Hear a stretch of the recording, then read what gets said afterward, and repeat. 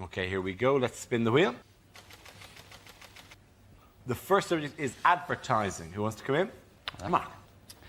I just think aggressive advertising has gone too far. It actually has the opposite effect for me. I saw a trailer for a film, Them. It was called Them. So I know it's a silly name. What do you mean, them? That's just anyone apart from me, for a start. Right? You'll narrow it down a bit. But it said on this trailer, you'll never feel safe in your home again. I think, OK, I won't go and see that then, thank you. Who needs to pay £12 for that? Yeah, how was the film? Brilliant. We've had to move out, though, unfortunately, yeah. It drives you mad. After a while, you just think, can't people just calm down a bit? But in London, nearly everything is cleverly marketed. Even toilets. In London, you never just get toilets that say men, women. There's always a theme, like, you know, bucks and does. I think I don't know the answer. I'm drunk. Where do I piss? Let's just cut to the chase, shall we? I was in London, in this pub, the toilet said XX and XY. Like chromosomes. I know, I didn't realise I have to revise for this wee, you know. I would have done different A-levels if I realised it would restrict my pissing in the future. Thank you very much,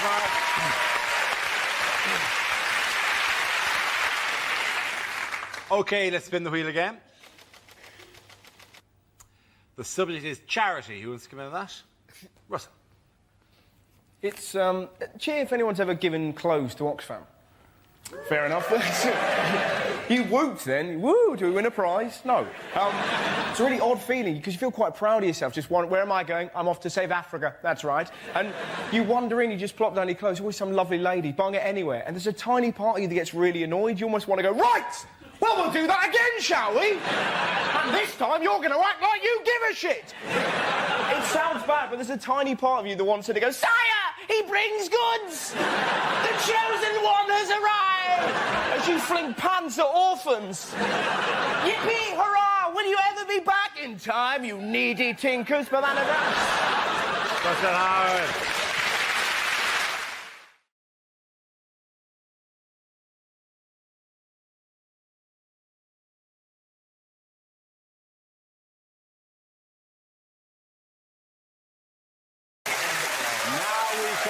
To scenes we'd like to see. So if everyone can make their way over to the performance area, I'll read out this week's topics and then we'll see what our panelists can come up with.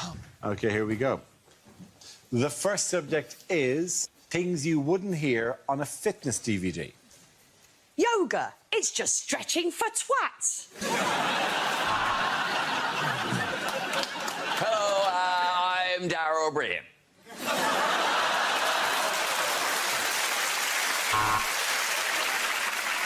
Welcome to Fitness with Theresa May.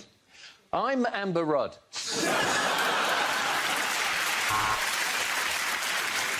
I'm going to make you sweaty and breathless. I've turned the heating up and hidden your inhaler.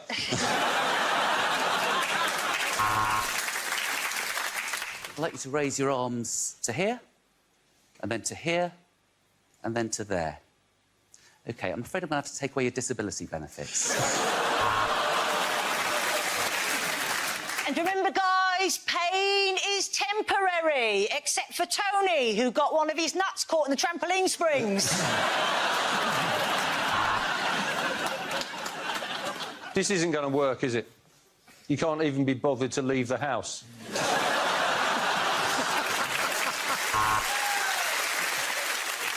Stretch and release, stretch and release. Welcome to the penis enlargement workout. Can you feel the burn? Then I recommend cranberry juice. I never used to fit into this dress, but now I've had my penis removed.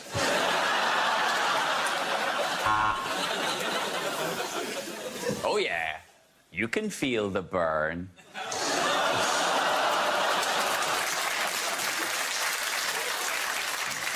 These used to be my trousers until I discovered the secret. Buying smaller trousers. Next, I'm going to show you my pecs. There are thousands of them. I got assaulted by a chicken.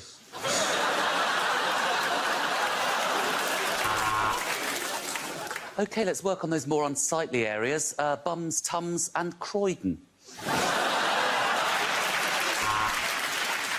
OK, now we're going to watch a carry-on film so you can work on your core.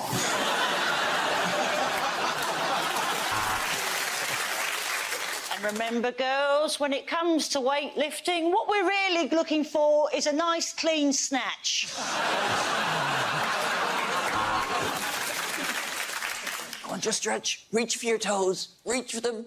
Imagine your toes are made of chocolate, you fat fuck.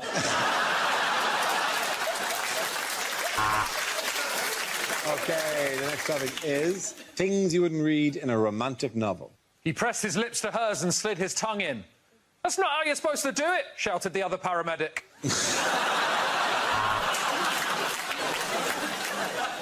He was everything a woman wanted in a man.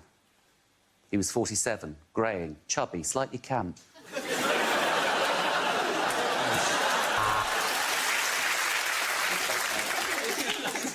He kissed her breast, tenderly. Oh, as she said, get your own KFC bucket.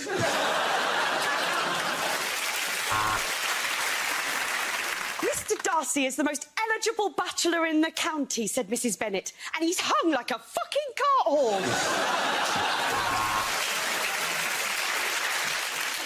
Everything was in place. The bubble bath had been poured. The chocolate was there. The scented candles had been lit. This was going to be the best wank ever.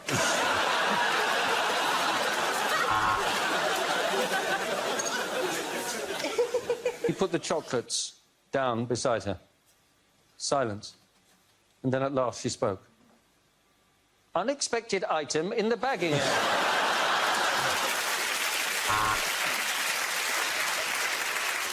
6'2" and with shoulders so broad they looked like they could carry the weight of the world, and a full, lustrous moustache. Rebecca really was an unusual-looking lady. He took her by the hand. It's wonderful to see you again. The country air becomes you. Bosom still heaving, I see. Shit, did I say that last bit out loud? I need to hear you say it again. Why? Why do you love me, Alexa?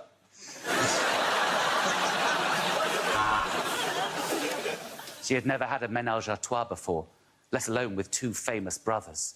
They drove her wild all night with their cries of, to me, to you, to me, to you, to me.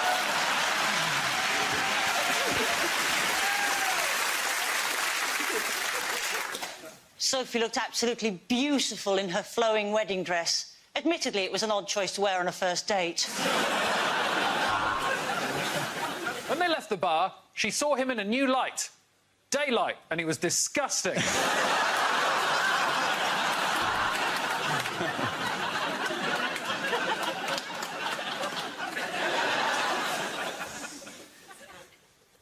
I want to see you shit in this bin.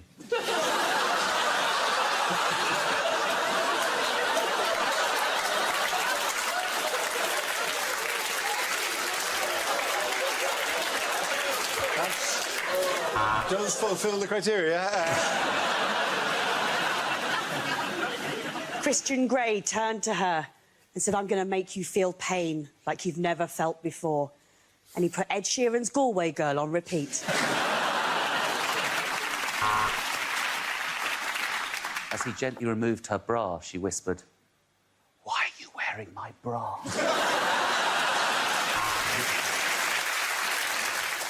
Oh, Mr. Darcy, you're so becoming. Really? He replied, because I think it's you that will be coming.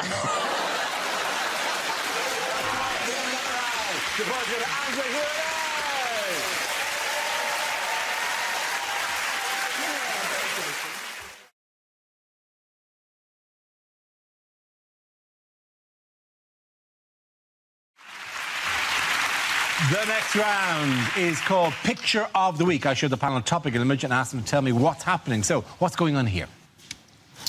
Is this a picture of what Donald Trump refers to as patient zero? Worst Stevie Wonder tribute ever. Peter Stringfellow emerges from another cracking night at Angels. Hands up if you made a bracelet out of some spare handbag chain. By the reflection in her glasses, she appears to be looking at a tornado of some sort as well. She's trying to prove she's not an ageing candidate, but she's left her napkin tucked in from dinner. That soup gets everywhere, doesn't it? Because people have been saying she's using a body double, haven't they? And I think, well, it's nice to see Judy Finnegan back in work. I think the answer you're after... Yes, Hugh, what is that? That is Hillary Clinton. Thank you very much, Hugh. Yes. She's mocking Donald Trump with her normal-sized fingers. Yes. Look at these. Yes, this is a picture of US Democratic presidential nominee Hillary Clinton in New York, where she was taken ill this week after being diagnosed with pneumonia. Is this like a huge bump in the road for her? Well, yes, because people say, oh, no, she's got a cough. Let's elect a racist instead. Because he's done many things, but he hasn't coughed recently. Yeah, I have this idea. Even if she's dying, even if she's dead, we're better off electing her. I have pulled stuff out of my shower drain that would be a better president than Donald Trump and would look better on his stupid head. I think it's very shrewd of her to get a disease that Trump supporters definitely can't spell. He's furiously looking to N in the medical dictionary. Maybe there's a K in front of it. Trump's got to be careful, like, you know, just keep going on about her health all the time. Look at him, right? If a heart attack was a person, it would look like Donald Trump. But that's the problem, because you've got older candidates. I think she's 68, he's 70. Not like in England, obviously. Cameron can get in. He can rip the country in half for the sake of a power play, and boom, he's back on the after-dinner circuit before he hits 50. Nice. What are the claims that have been made about Hillary's health? That they're using a body double. Yes, exactly. She's using a body. She's 2 weeks, it's not actually Hillary. And I think, well, you know, it wouldn't be the first time that she's got someone else to do the difficult jobs for her, would it? Monica Lewinsky. Yeah. Thank you for the clarity, brother. Thank you. So I'll just spell that out. Yes, various claims, you know, because God love us, it turns out the internet's full of people who have these theories.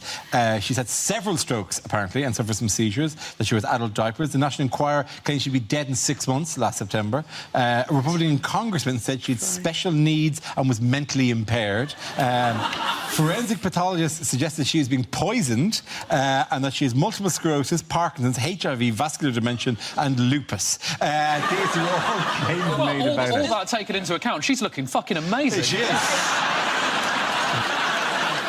Donald Trump looks like he's using a body double, and it's inside of him trying to get out.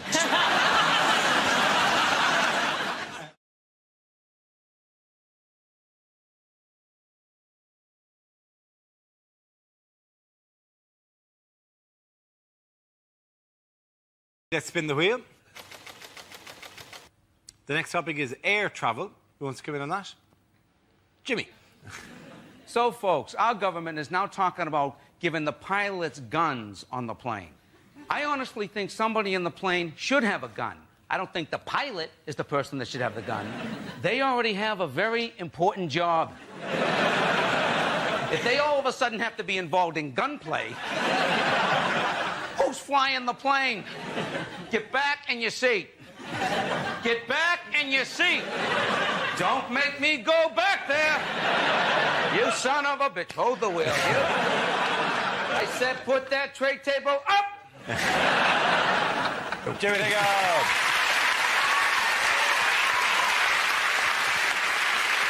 OK, let's see what we've got left for Frankie. Let's spin the wheel again. And it's drinking. As a teetotal alcoholic, that should be quite good. I drink energy drinks now. It's good that they've finally managed to can anxiety. It's good that there's a drink that gives me the resting heart rate of a serial killer who's just spotted that there's a sale on at B&Q. I hate this thing where Guinness always go, oh, we're the national drink of Ireland. Yeah, you're the national drink of a nation of alcoholics. That's like saying that you're Gary Glitter's favourite search engine. I'm teetotal, right? A concept which Scottish people don't understand. So I did a gig in Fife, and I was on stage, and this guy was going up to the bar, and he went, hey, I'll get you a drink as well. I went, well, I used to be an alcoholic, so I don't drink anymore, but thanks anyway. And he looked at me for a bit, and then he went, a pint of lager shandy? Frankie Boyle. I'm going to give it to Jimmy and Frankie. Really?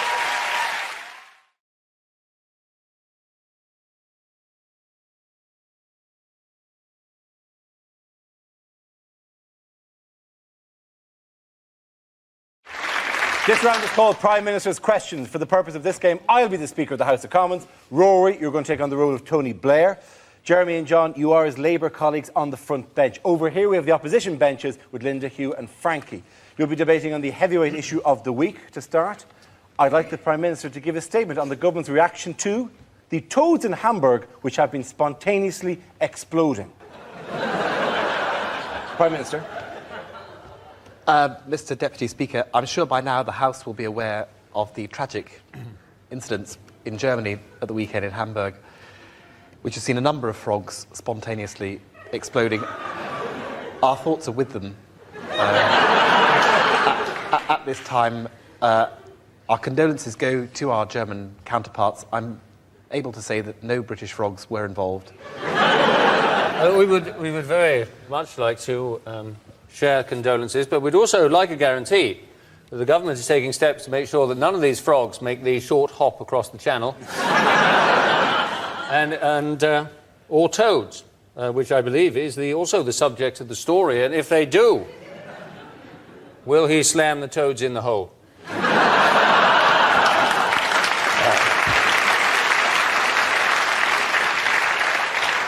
Can I just point out to the honourable gentleman, the cause for these exploding toads is, I'm afraid, inflation.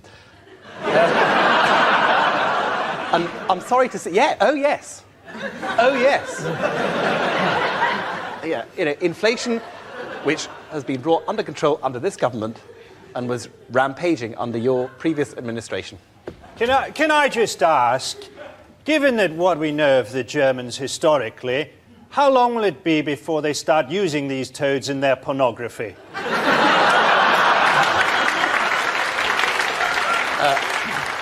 I think that's one for the Minister for Arts and Culture. Tell me, what steps has the government taken to prevent a suicide toad attack? Exactly. And I would further add, what measures is the government taking to institute identity cards for toads and frogs who could be getting into this country, soft-touch Britain, as ever, passing themselves off as something harmless such as an owl or a chaffinch?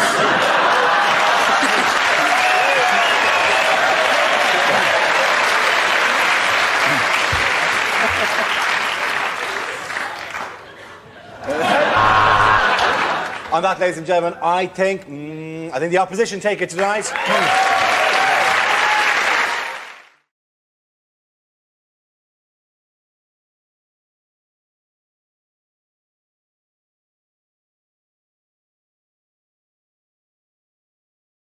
We start with a round called If This Is the Answer, What Is the Question? On the board are 6 categories. Catherine, which category would you like? Politics. OK, politics it is. The answer is 10 billion. What is the question? Is it how many hours of community service will Justin Lee Collins have to do before a girl agrees to date him again? Is it the number of tweets that David Cameron's received to his new Twitter account that include the word tosspot? Is it, if the planet Earth wore trousers, what size waist would it take? Well, is it? Let me check my notes. No, it is not. Is it how many units do I get through a week?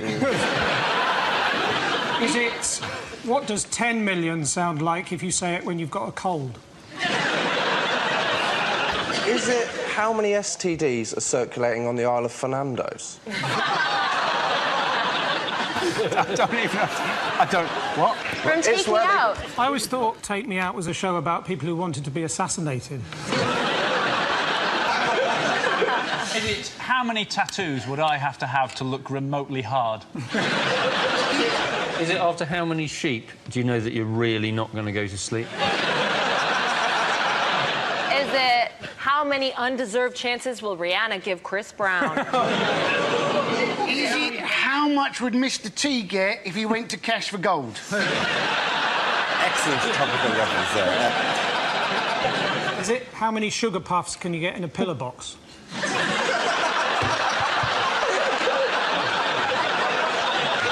Is it in fact, what are the chances against getting a joke about Jim or Fricks? Yeah, I'm sure. OK, we'll move on to correct answer. How many days has that sale been on at DFS? Really do need you to go to the correct answer now. Is it the amount of cuts that the Chancellor of the Exchequer is trying to find from the welfare budget? Absolutely right. Thank you very much, Andy Parsons. Yes, the question I was looking for was how much is the government planning to cut from the benefits budget? This is the news that at the Conservative Party conference in Birmingham this week, Chancellor George Osborne announced that in its drive to reduce the deficit, the government will cut a further £10 billion in the welfare budget by 2017. Where's that going to come from? Well, just checking, they're not cutting friends with benefits, right? That's still fine. That's still grand. Up to the age of 25.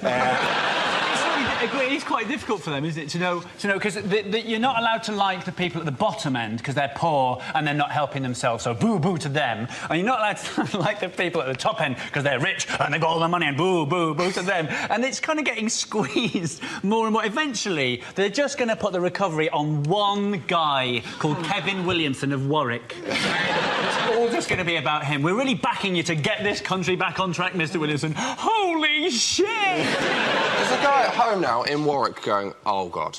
I cannot believe this. This is the worst way for it to be broken to me. If he's been correctly chosen, he will then go, I knew that. I knew it was going to come down to me. I knew all these people, and I'm the only one who can do this. Darling, get my jacket. I'm going to leave the house.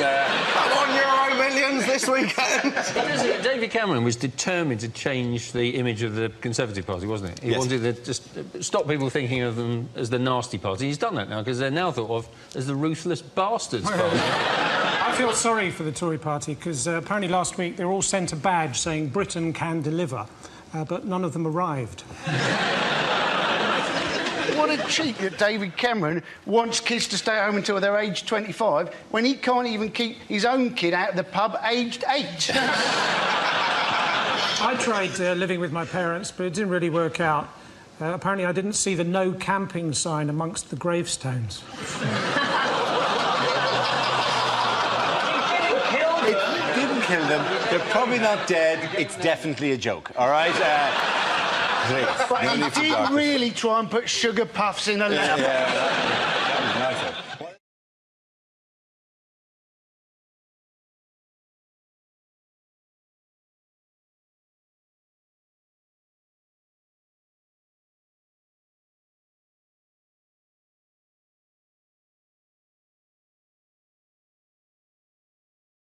Start with a round called Headliners. Here's a picture of David Cameron. But what does CEPL stand for? Is it just a description of what he's like? Is it conservative, Etonian, posh, la-di-da?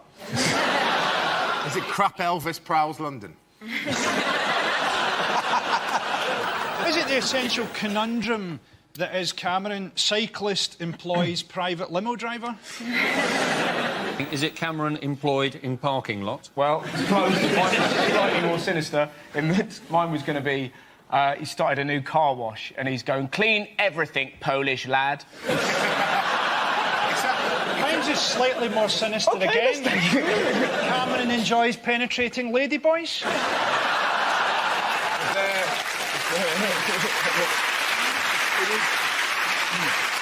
That is, you're right. Slightly more sinister than employing a Polish man to clean cars. Yeah. Is it Cameron 80% lizard? You put a mouse near him, straight away. So, would the tongue just come out there? Yeah. Was he holding a fly in the end of his finger? John, I have to give you a clue. The C doesn't stand for Cameron.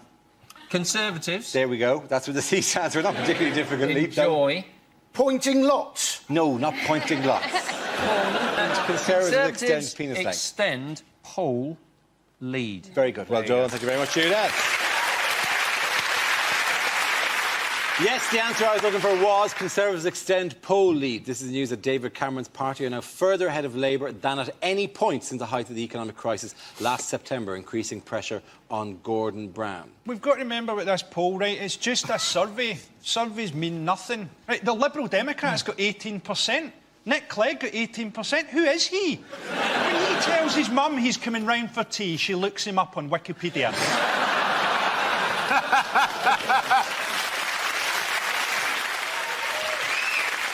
Now we play a round called Four Horsemen of the Apocalypse.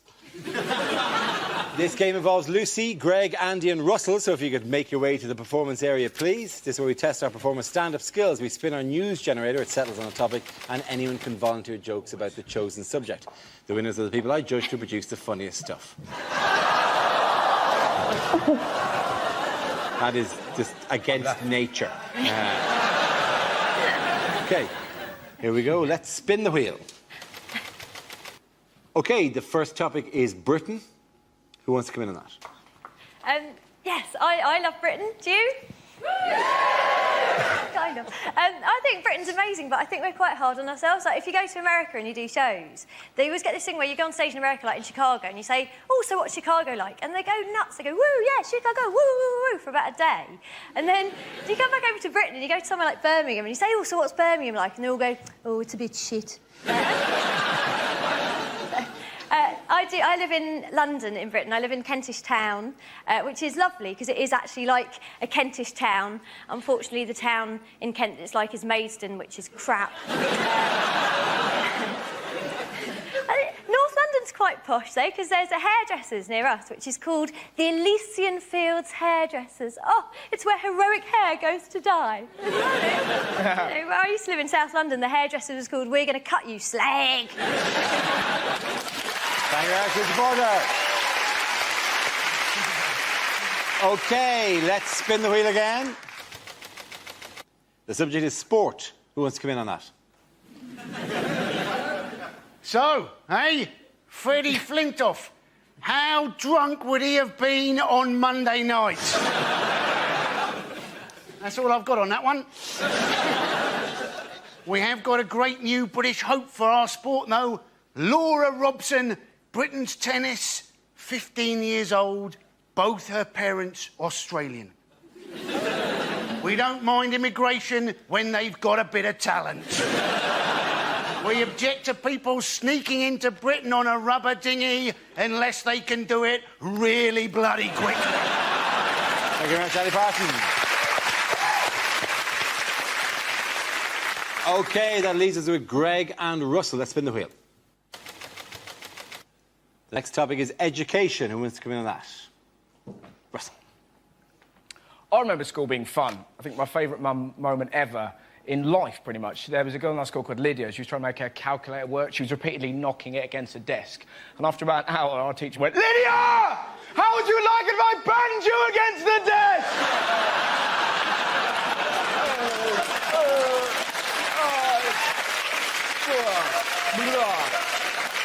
It's the greatest day of school.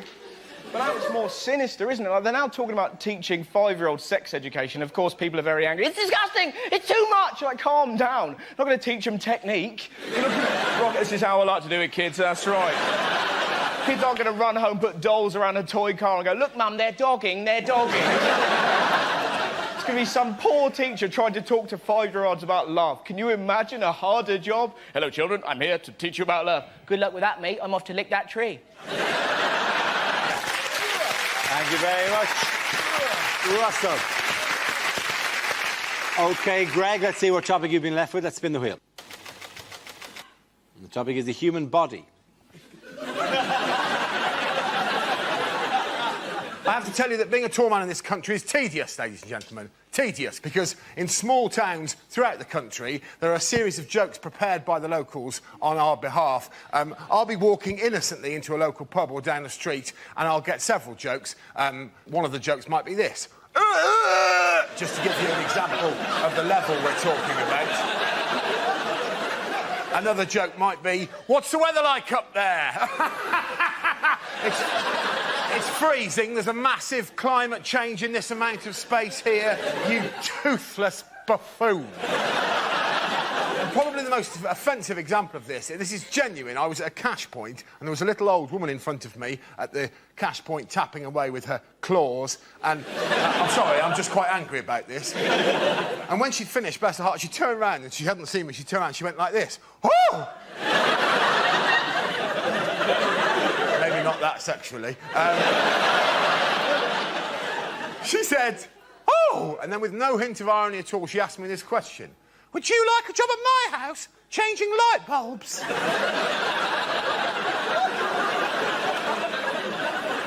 No. No, old woman. I have plans of my own. Now, get out of the way of the cash point. 20 minutes is long enough for you to have worked out that that's a Tesco club card. Thank you very much, Greg. At the end of that round, the points go to Greg and Lucy.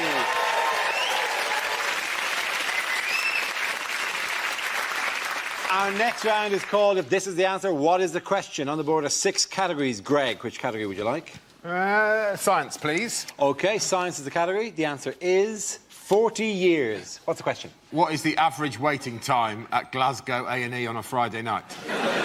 Is it for how long would I happily follow Beyoncé up an impossibly tall ladder? Is it how long would it take to cook John Prescott? Is it? Medium rare. Yeah. What is the youngest my balls have looked? Is it how much older does Dara look than Russell? Is it, on average, how long does it take me to knock one out to loose women? Genuinely? Depends who's on the panel, I feel. That average can sway quite a lot. The day you were on it was fantastic. I'm doing it next week, and what I really don't want is to be thinking, oh, what's Frankie Boyle doing right now? You'll be thinking... it's a safe bet, Lucy. To be honest, even if I'm not watching it, it's just that time of day. What duration did Michael Jackson's agent initially plan for his run at the O2 Arena? How long is it going to take me to raise the finance for my self-penned disaster porno film, 6911?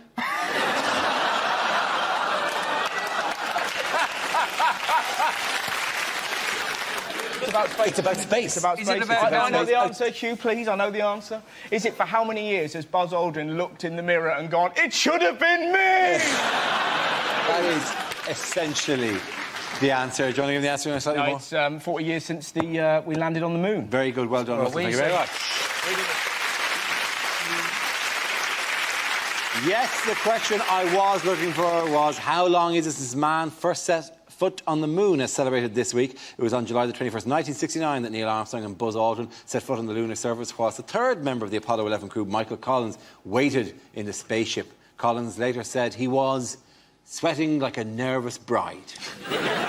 It's such an interesting fact because, like, we've only really... A lot of the population just found out that there was a third guy. You're like, oh, really? Oh, cool. How tempted would he have been just when they were coming back just to put on an alien mask like that? So they went, hey, you never guess what the... Before we move on, can I get this straight? We're going to talk about this like the moon landings happened? Yes, we're presuming for the sake of this obviously that the moon has actually happened. In 1969, right, they took off and went, oh, let's point out the moon. Let's land on the moon. Oh, there's the moon. Oh, time's up. Let's take off from the moon. Go back to Earth. Let's point it. We don't want to miss Earth. NASA can't launch a rocket from here without blowing it up. Their next mission is called Operation Spacegrave. We, as a culture, do not have the ability to get to the moon. We don't have the ability to get a Saturday show right for Graham Norton. What else are we going to be talking about? We're going to be talking about Aslan's birthday, are we? Or Mrs. Tiggy Winkle having a wedding anniversary? It didn't fucking happen! It did happen. There was a faked moon landing, but you are confusing it with the one by Wallace and Gromit. Their current theory is that what they want to do is try and make a stopping-off station on the moon so as they can get to Mars. And that sounds to me rather like a Ryanair flight, isn't it? Oh, yes, we're flying to Mars, we actually land on the moon, and there'll be a bus service from there.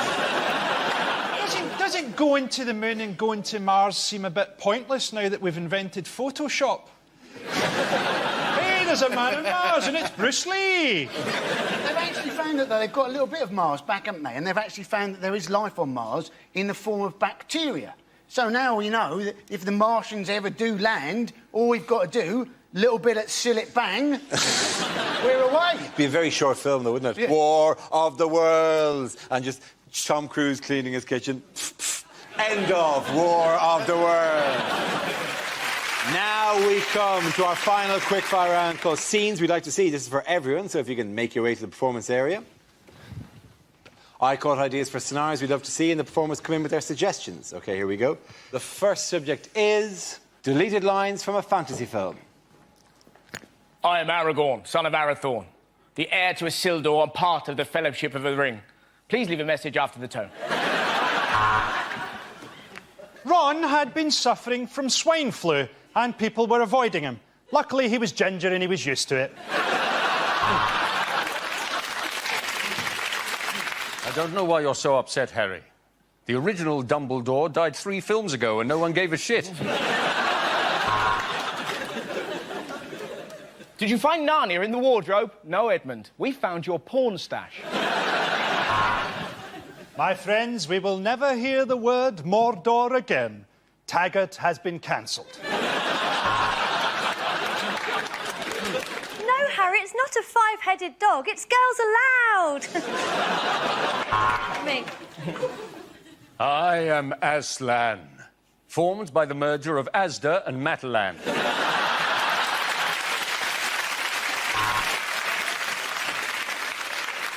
We had only been there for a day, but to us it felt like 15 years. That's Birmingham. Did you honestly think I could be defeated by someone younger? I am Arlene Phillips!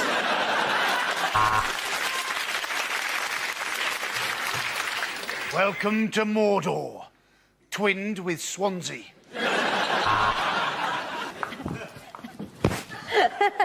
This will never work, Frodo.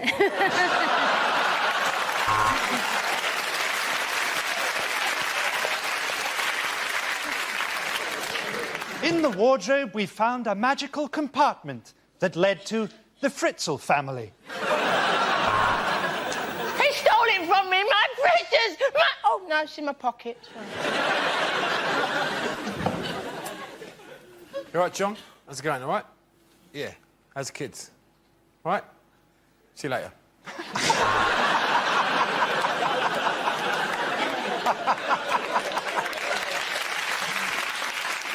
I'm not a dwarf, I'm a lesbian.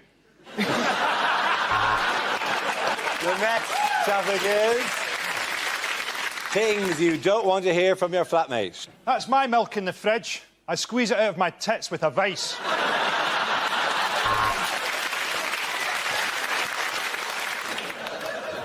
No, we can't share the electricity bill. I've got a phone charger and a laptop, and you're on a life support machine.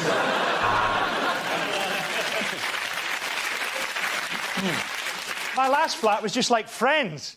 Have you seen the one where Joey kills everybody? I love talking to you. With you, I can be my real self.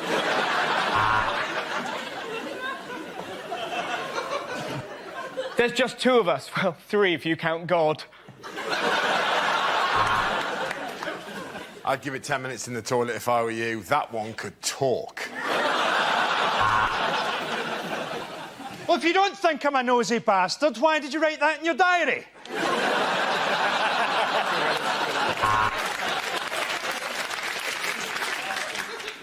Oh, that's just a novelty shower gel in the shape of a webcam. Hey, you said there wasn't enough room to swing a cat. Look at this. Loads of room. Oh, a Mr. G had called. He says it's time. I don't see why I should pay for half the loo roll when I never use any.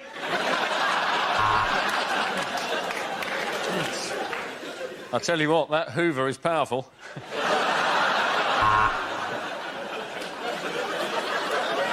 OK, there's one certain way to find out who ate my yoghurt, an AIDS test. At the end of that round, the points go to Russell, Lucy and Andy.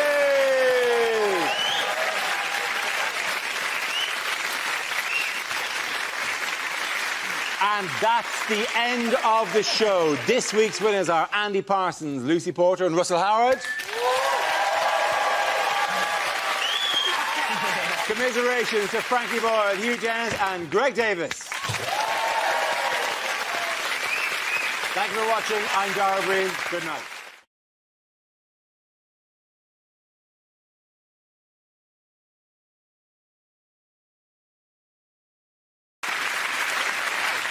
Our next round is called Headliners. Here's a picture of Centre Court at Wimbledon. But what does RBWF stand for? Is it really boring watch football? Regular bunch of white folk. Is it? Russin' bussin' winner Federer. Bussin' winning Federer. What's that then? What is that? Is that like I think that's from Scooby-Doo. As Captain Caveman commentating on... Is it replace balls with fruit? All right, let's move towards the correct answer if we can, really please. both Williams's fellas? Is it simply rich bastards watch final? There was a touch of that, all right, yeah. Excellent. More tennis for the people. For those people, is it record-breaking Wimbledon final? It is record-breaking Wimbledon final. Thank you very much. Y'all watch this? We excited? Do you know the most amazing thing about the final? Tim Henman commentating on the final. What does he know about it? To be honest, none of us were interested. As soon as Murray got knocked out, we weren't bothered. And it was hilarious how fickle we were. We were like, come on, Andy, do it for Britain. Game, set, match, Roddick. You Scottish bastard! Straight away. Andy Murray, I think, is, like we've got to admit, is a brilliant British number one. Yes. We're not taking anything away from him. But let's not forget, the British number two is actually Adrian Chiles. And the number three is just the concept of disappointment. For many years, there wasn't a British number one. It just started at two. Did you see the other British guys that got knocked out in the first round? Some of those guys turned up with snooker cues. I mean, you're right, Frankie, because I, in fact, had 2 weeks at the David Lloyd Tennis Centre, and I'm now Britain's number 6. It's not just Britain that's bad, though. What happened to the lesbians? They used to dominate Wimbledon. Where are they now? Yeah. Well, I really miss that smell of pipe smoke in the ladies' locker room. What I like about Andy Murray, right, is he's like beyond Scottish. He's like almost translucent. He's like a living porridge. Sometimes the sun would strike him in a certain way and he'd cast a rainbow against the scoreboards. No wonder people couldn't beat him. They couldn't see him. It must have been like playing Predator or something. If you watch Wimbledon, I loved it. It was really great because the cameramen this year were proper perverts. Yeah. Every time a point was played, they're like, right, let's have a look. She will do. Did you see there was one clip where this girl with massive tatty bojangles was literally jumping up and down. Yeah, I saw that. In slow motion going... And McEnroe actually said, God damn. Yeah. And it was literally the highlight. I not to be honest, Mike, I watched that in high def, and in 1080, that was phenomenal. They always cut to the beautiful wife or girlfriend in the box. They always do that. I wish... Now, looking back, I'd really tried at tennis and got to this level, and then I'd have gone out with the fattest pig I could have and sat her up there until they said, oh, Skinner playing really well, and there's his, oh, my God. Looks like he's given her a few backhanders. We've been able to see her tatty bojangles, or what are they called? What's tatty bojangles? But the thing is... The best thing about... You don't use that during love play, I hope. I'm talking about my girlfriend. It sounds like an imaginary friend a child would have who behaves inappropriately. Oh, dear, Mr. Tatty Bojangles is here again. I'll never be able to get to sleep tonight. Who spilled the milk on the floor? Tatty Bojangles. Anyways, The other great thing about the cameramen is some of the replays were outstanding because for some reason Wimbledon seemed to employ the oldest ladies they could to be line judges. So these poor women haven't got a chance of getting the way out of these 137 miles per hour serves. There was one old woman, you could literally see it just go whack and smack her in the face, and they replayed it. Just see this poor lady go... and all the... Their work, love. Well, I've got Spalding on my face, so no! I love the screaming, you know, the screaming and the grunting. Actually, the neighbours asked me to keep it down. In the final, they cut to a shot of Woody Allen and Soon G sitting in the crowd. And I was trying to read his lips, and it looked like he was saying, no, don't buy an ice cream. That just makes me look like a... Don't buy an ice cream. And will you stop calling me Dad? Everybody was interested in when the roof closed, and I thought, that's not the exciting bit. The exciting bit is when the roof opens and the umpire's chair goes back and Thunderbird 1 takes off. Well, that was the thing, wasn't it? They said the roof would stop moments like Cliff Richard singing because it was raining. You think, that's a lot of expense to go to stop Cliff Richard singing. You can get a gun in Brixton for 60 quid. What I love about Wimbledon in general, it's the only sport that has its own fruit. You know, strawberries. Imagine doing that at Millwall. Lovely game. Guava? What is the grunting about? I'd like to see them doing it in, like, the snooker or something. Yeah.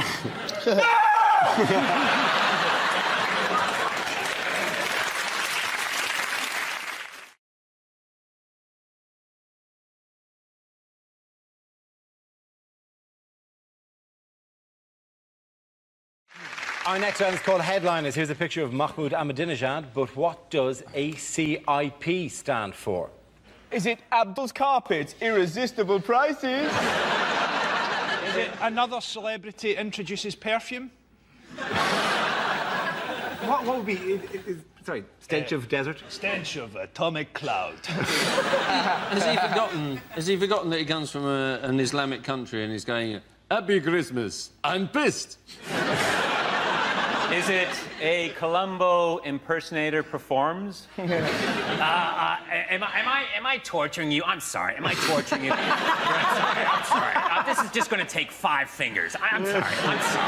Mrs. Columbo loved your bombing. Mrs. Columbo actually voted for you. Is it aliens capture Iranian president and he's there going, phone home? Oh, nice. I'll give you a clue. The A doesn't stand for Ahmadinejad. Alan Carr is priceless? Nor does it stand for Alan. It stands for Ayatollah. Ayatollah. Aladdin. Ayatollah confirms Iranian president. Very good. Well done, Hugh. Thank you very much. Yes, the answer I was looking for was Ayatollah confirms Iranian president. This is the story that Ayatollah Khamenei has finally declared Mahmoud Ahmadinejad the winner of June's Iranian presidential elections, despite ongoing protests. But what was incredible about it, so basically they were accused of stealing the election and then people protested, and then Ahmadinejad said, you know who's to blame, don't you? Britain. And we all went, eh? We're watching Wimbledon, mate. I've got no idea. We're watching a hairy Scottish man do very well. Savvy was his opponent, wasn't he? And after the election, he had his supporters come out and marched, and then Ahmadinejad's supporters came out and did a counter-march, and then there was another march, and it was basically, if only we had some way of telling who had the most supporters, like maybe some sort of election or something. Don't we need to get perspective here? OK, they arrest protesters. We arrested protesters after G20. Yep. They killed a protester. We killed a guy who wasn't even protesting. They've got Sharia law that isn't very nice to women. We've got Jude law.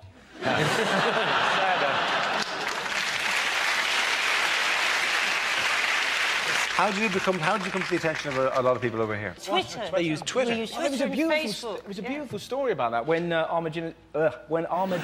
It's not a name that you can't pronounce, but it's a name that you have to think about just before you pronounce. Yes. He probably thinks that everybody's just incredibly dramatic. Hello, President Ahmadinejad.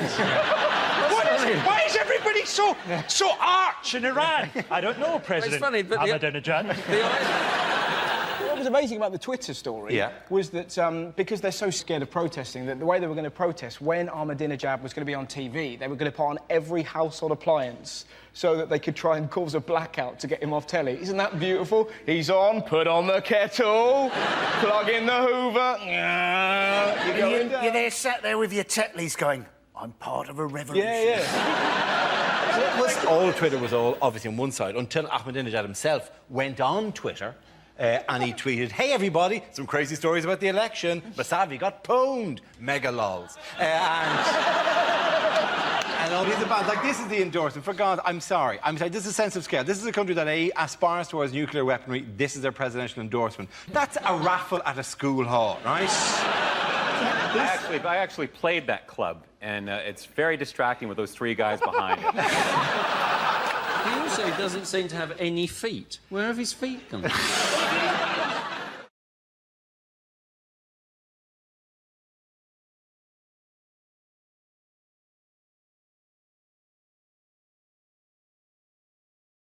The category is sport. The answer is yoga, sushi and ice.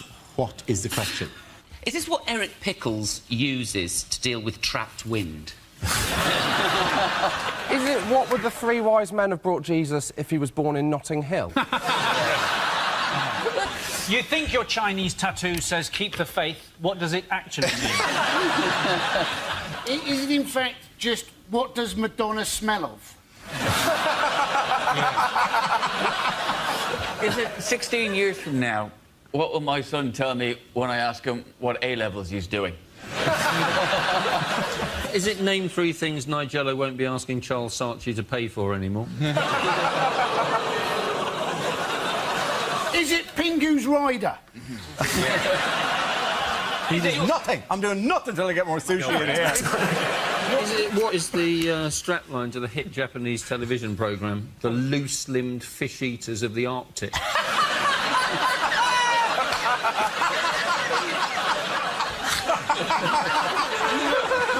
Is it what answer will you get if you ask Paris Hilton to name the elements? Is it, if you own a bar in Soho, what should you call it to guarantee it'll always be chock full of wankers? Is it simply what are three things which are very difficult to sell door to door? It is name three things that can make you lose the feeling in your legs. Sushi. Yeah. Do you know what sushi actually is? Is it what Andy Murray uses to keep up his training regime? It absolutely is. Well done.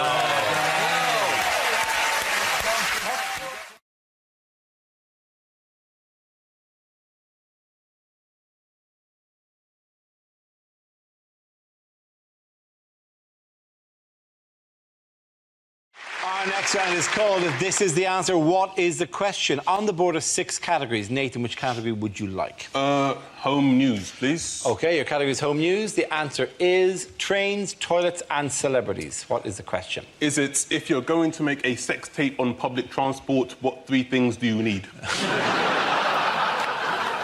What 3 flavours come through when you're tasting English wine? Is it, according to the coalition agreement, what 3 things do the Lib Dems have responsibility for? Is it name 3 things I've left my umbrella in? Is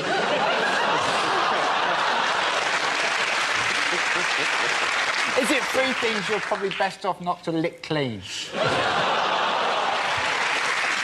Is it what is the name of Thomas the Tank Engine's no-holds-barred autobiography?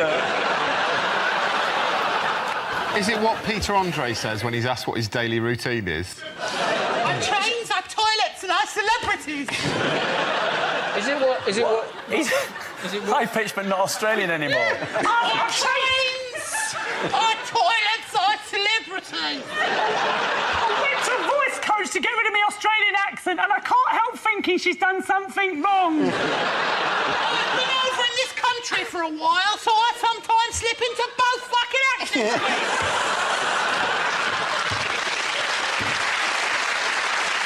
Our trains got them a six-pack. I don't miss my jeans The celebrities are making the money for the kids.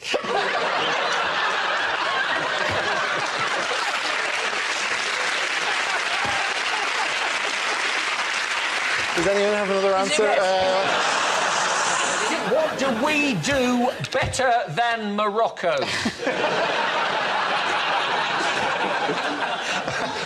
OK, can we have correct answer? I think I've got it. Oh, it's not the build-up to the correct answer, but go on. Is it name 3 things I've puked up on at the Edinburgh Festival? I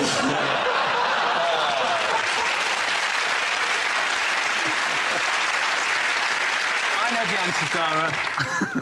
I'll give you the real answer, Dara. Will you give me the real answer? What are the 3 main talking points on a saga holiday? Is it? Is it 3 things that are full of shit?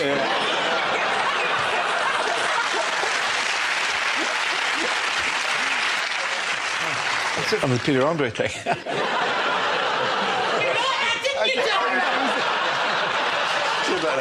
Where it makes the money for the children. That was the combination.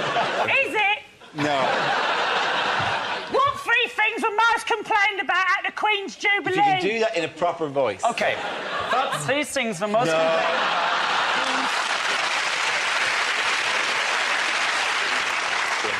What 3 things were most complained about at the Queen's Jubilee? Very good. Thank you very much, Chris. That's very...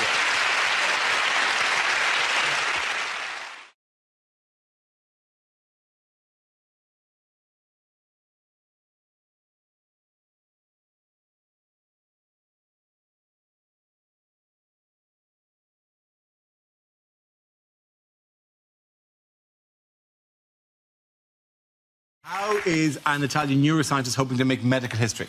This is brilliant. This is an amazing. absolutely fantastic This is story. amazing. He is planning to give someone a head transplant, or to take someone's head off and transplant it onto another body. It's a bit ridiculous, though, isn't it? Like, how in demand are heads? Like, who's at home going, finally, I can get an head now, all these years? No, I think you mixed up a head transplant and a body transplant. No one is going, if only my body had the head it deserved. Yeah. I have a... You are quite ripped, aren't you? Yeah. I reckon he's on the flag. I reckon he's going to get 2 people who are quite similar, get one of them, get rid of the other one, and just do like a little dotted line around the neck. Go, done it, nailed it. You would never, ever want to be a head donor, would you? Because that just sounds like a PC job title for a prostitute, doesn't it? That's basically... I don't think, and I know little enough about the sex industry, that they regard it as a donation. But you are giving head. Yes, you are, but there is also... Speak for yourself. But... Yes. I don't know. I can't speak for the sex industry. Maybe they go, the head is free. It's the companionship you're paying for. If you hadn't seen somebody for ages, Yeah. and whenever you had seen them, they'd always been in a wheelchair, and then you suddenly saw them walking along the street, you'd be quite freaked out by that, wouldn't you? Right? But it would not be as freaky as if you thought somebody had died and then you saw them walking along the street with exactly the same tattoos as the person who died. That would freak you right out, wouldn't it? There'd be an element of you would want... I don't know if you can request no tattoos, though. You'd wake up and be like, why is that pierced? Hello. I'm not married to Mabel. What the hell is this doing here? This is going to be awkward. I love that your go-to name for a wife was Mabel. Yeah. It's actually Mary. I thought it was too Irish.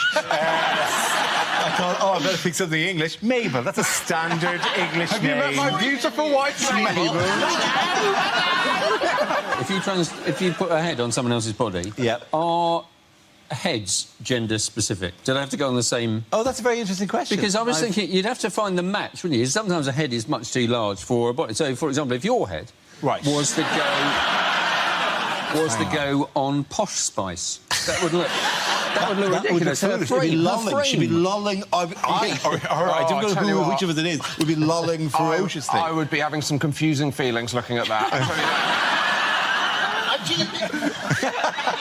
I can enjoy this. Who'd you be blocking out? Who'd you be blocking out? Seriously, Josh, be honest with me. Would you be blocking out me or Posh in this situation? Or would it be like those superhero mashup toys? Which Spice Girl would they choose, then? Well, Posh, I think. No, they choose Scary because she's like, you know... built. I don't think they give you a catalogue of just the Spice Girls. I don't think it's... I've totally misunderstood the story. I don't think, oh, well, I need a new body. Well, these are your 5 exact choices. Oh, that seems unusual. So I could choose one of the All Saints? Presumably, yeah. If you can remember their names. Essentially, that's what the Sugar Babes have been for about 10 years anyway.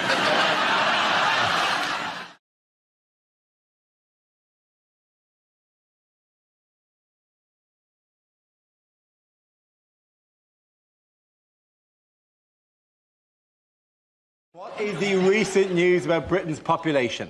Oh, there's loads of us. There's loads! It's now gone up to 61 million. Now, this was reported by The Independent, for example, during the week, with baby boom drives British population to record high. Yep. Whereas The Sun said randy couples push population to 61 million. You know what? And brilliantly, the Daily Mail said an immigrant baby boom has fueled Britain's fastest population growth in half a century. Sounds like there's an agenda in place. What was lovely as well was the links, because The Independent and the Mail all had links to how population is going to affect us in the future. The Sun had a link from that news story that said 11 million people have had sex in their car. Are you one of them? I read about this story.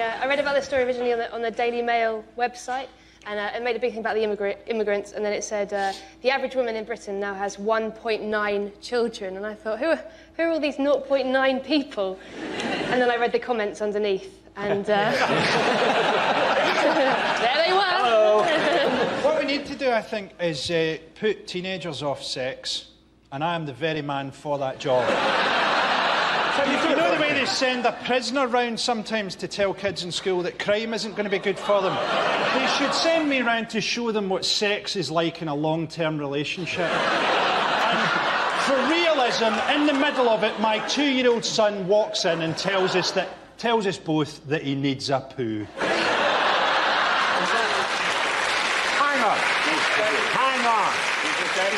Hang on 1 second. Oh, I've just got you a can boner. lock the racist door, but you can't lock the bedroom door. BNP, they got very excited by the baby boom statistics, didn't they?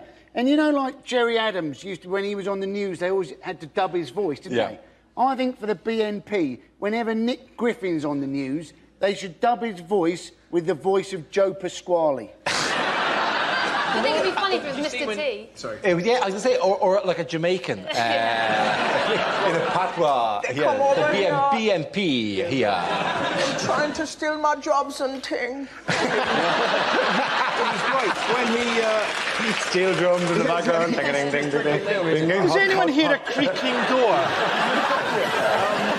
We need to do some serious things to tackle the population problem, right? First of all, we should get Fiona Bruce during Antiques Roadshow to every 30 seconds go, boo! And secondly, we need a security firm patrolling Kerry Katona's vagina 24/7.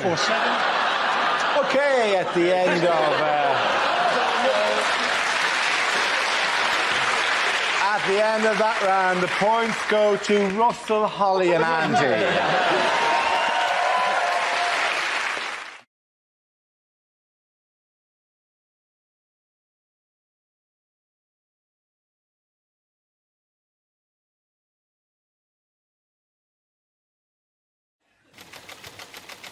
And it's travel. Who wants to comment on that? Marcus. I think the thing with travelling is it's often quite hard to make yourself understood. I was in South Africa recently, and the way they talk there, that's not even the joke yet. I literally went to South Africa, all their vowels sound the same. So a word like cigarettes, it sounds like secrets. I was there, this guy's going, give me one of your secrets. Can I have one of your secrets? Look, well, I once masturbated in a library.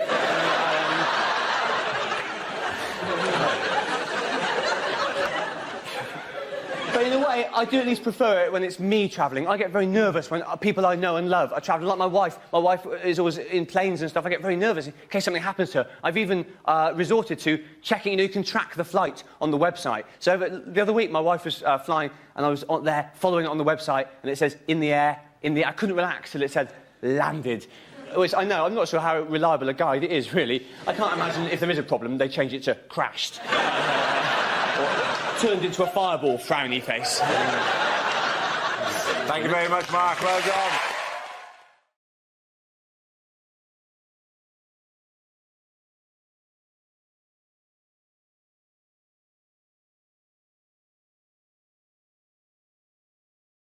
The next round is called Between the Lines and features Hugh and Greg. Would you make your way to the press pit, please? Greg delivers a speech in the guise of a leading figure on the world stage while Hugh translates what they really mean. Greg, you are American presidential candidate Barack Obama.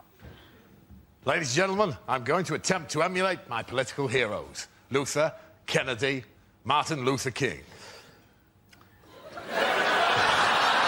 Martin Luther King, what's wrong with No, Martin Luther King is fine. It was Luther. I love the idea your brain's just going, I can offer you the word tangerine, that is it. Yeah.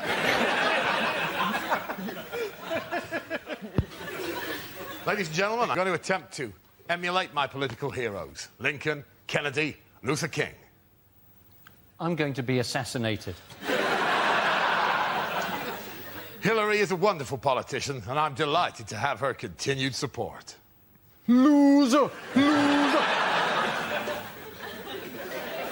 George Bush has been giving me some tips. He still thinks I'm the valet. He parks his car. I have the greatest of respect for all of Senator McCain's achievements. Oven chips.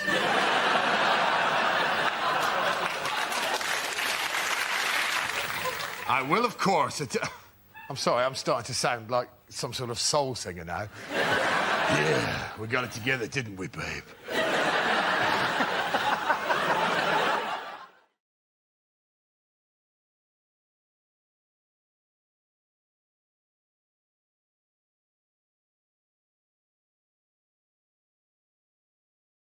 Now we come to scenes we'd like to see. So if everyone can make their way over to the performance area, please. I'll read out this week's topics and then we'll see what our panelists can come up with. OK, here we go. The first subject is unlikely things to hear in a police station. Here, Sarge, the microwave's broken again. Taser that meat pie for me, will you?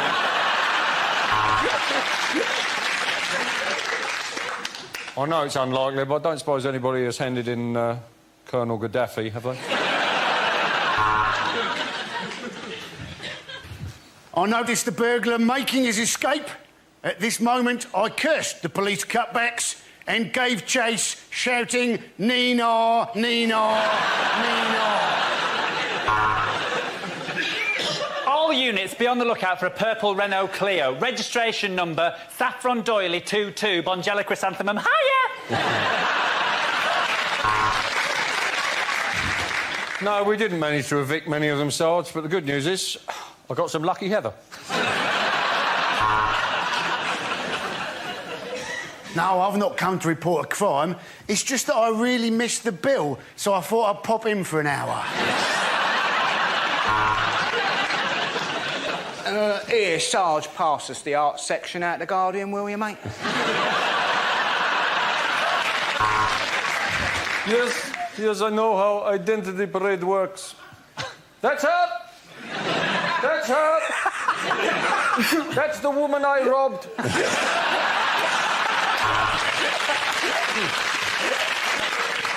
Right, listen up. We've got a new man starting. He's half man, half horse. It's Inspector Morse.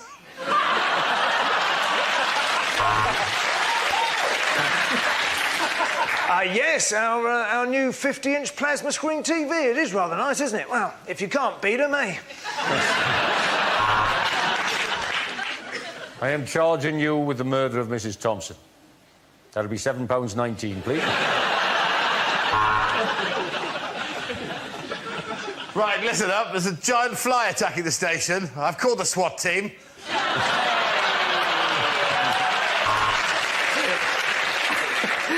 Thank God you've arrived, officer.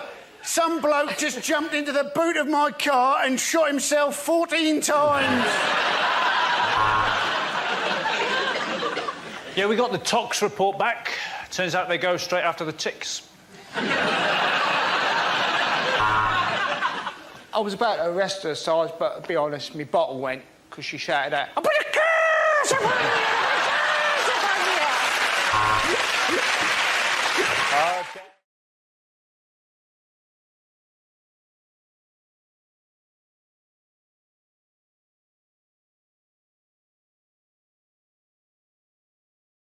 OK, here we go. The first subject is unlikely film trailers.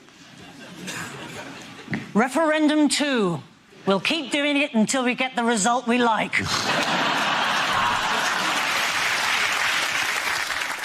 From the director of Batman vs Superman, a heartfelt letter of apology for wasting our time.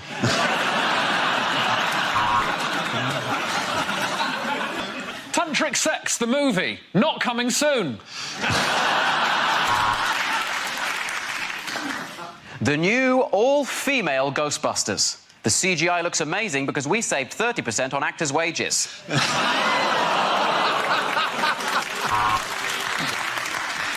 Sepp Blatter and Donald Trump star in Despicable. Me too.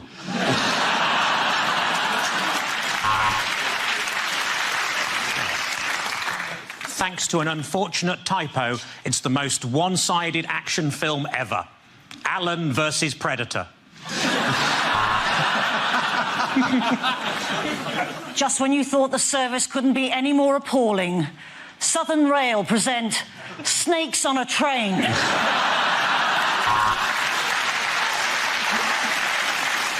The Avengers go to prison. They should have asked the age of Ultron.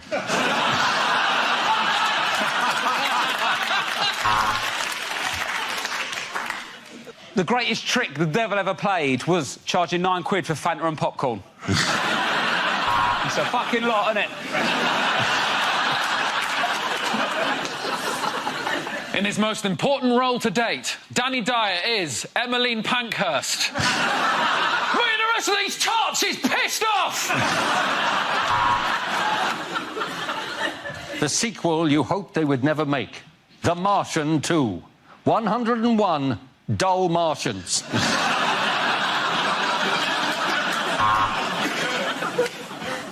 One man stands alone.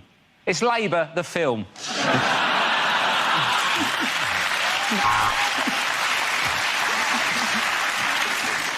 It's the autoerotic asphyxiation thriller, Die Hard.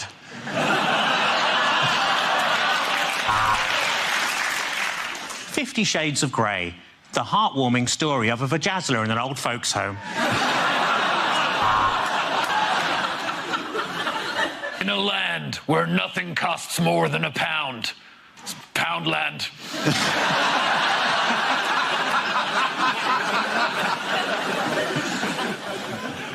Referendum 4.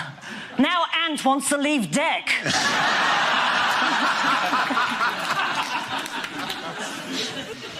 Michael Gove is David Cameron's best buddy in Quentin Tarantino's The Hateful Mate.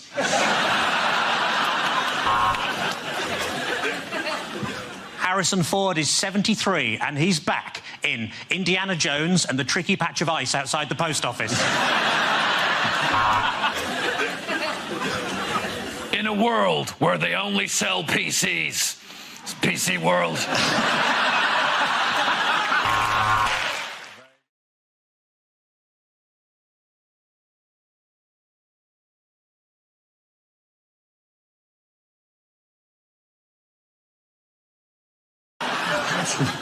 How did Farage upstage the new leader? What did he do? Oh, did he go swimming naked? He did go, yes. Well, pants on, skinny dipping, they've called it. Well, it's a very odd celebration, though, isn't it? To celebrate leaving Europe by stripping off and swimming towards it. Yeah. I think... Serious suggestion here. Oh, yeah. Hello, by the way. I realise I haven't said hello to you today. Hello, James. Good to see you. Hello, good to see you all. My main point... I would like to compliment you on managing to find a jumper. This is the exact same colour as your hair. Thank you. It's very good. And my shirt. And your shirt. I'm working on my skin. I'm hoping this soon I can just be completely in mustard and then hide in Coleman's. Not to seem, you know, churlish, but can we return to the topic at hand? Absolutely. Can you remember what the topic was? It is was illegal to be naked in public. Oh, so he is did. it? Yeah, I mean, Oh, you can't so take all your yes, clothes off. Yeah, and so. Yeah, it is, yeah. Actually, of course it is. I think people are really, Why did I for a second doubt that? I Yeah, apologise. you're like, is it? That's An interesting window on my views. What's wrong with you people? Just be relaxed. That's why we're all sitting behind desks. They're just bodies. He really hasn't retired, has he? So he's been to America, hasn't he? And he's worked with Donald Trump, hasn't he? He has. He's appeared with And in Donald America, Trump. he's known as Mr. Brexit. Well, Which Trump sounds claimed that like he- a sort of 1970s men's clothes shop to me. Where do you get your shirt? Mr. Brexit. In Malaysia, Mr. Brexit means vagina. Did you know that? What new challenge is Theresa May facing? Oh, there's a group. A group has been set up. Yes. I believe they're called Leave Means Leave. Yes, they are. And they're saying, we want Brexit now, hard Brexit. This whole thing there was like a really horrible game of would you rather, but they're both things you don't want. Like, would you rather have massive hands but they're not attached to your body, or tiny hands but they're strangling you? Wait, one of them means you're racist. It's too hard. It must be so hard for it. It must be so stressful, so confusing. Because I tried to switch from BT Sports to Sky Sports, and I ended up crying and just having both. I think I might have an idea in terms of solving, basically, because half of the country want to leave and half of the country, or slightly more, want to stay. Why don't we do a Robbie, like, where we leave, but we come back for big concerts? Yes. So, like, everyone's OK about it, the fans are happy. When he does turn up, what a great surprise. But actually, most of the time, he's not in the band. So, but sort of unexpectedly. Yes. So they have, like, the European things where there's 27 of them around and they're all just swaying gently. Yeah. And then it's like, I would rather have big hands, but they're not attached to my body. Fair enough. That's that, ladies and gentlemen. Good.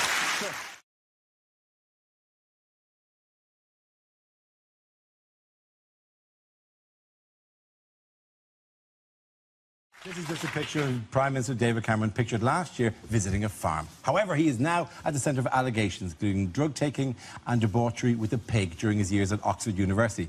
The claims are made by former Conservative Party Treasurer Lord Ashcroft in a new biography serialised in the Daily Mail this week. The PM spokeswoman said she did not see the need to dignify the book by offering any comment, and other sources close to Cameron later dismissed the pig allegations as nonsense and not true. So that's settled with it. We need never mention it again.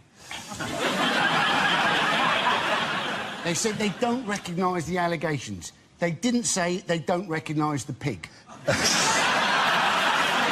pig is not his type because it's alive. Yeah.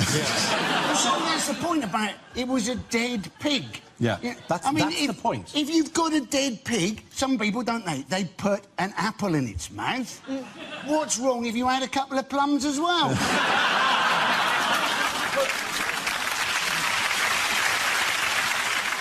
Of course, it was the head of a dead pig in this story. Of course it was. Of course. Anything else would be bizarre.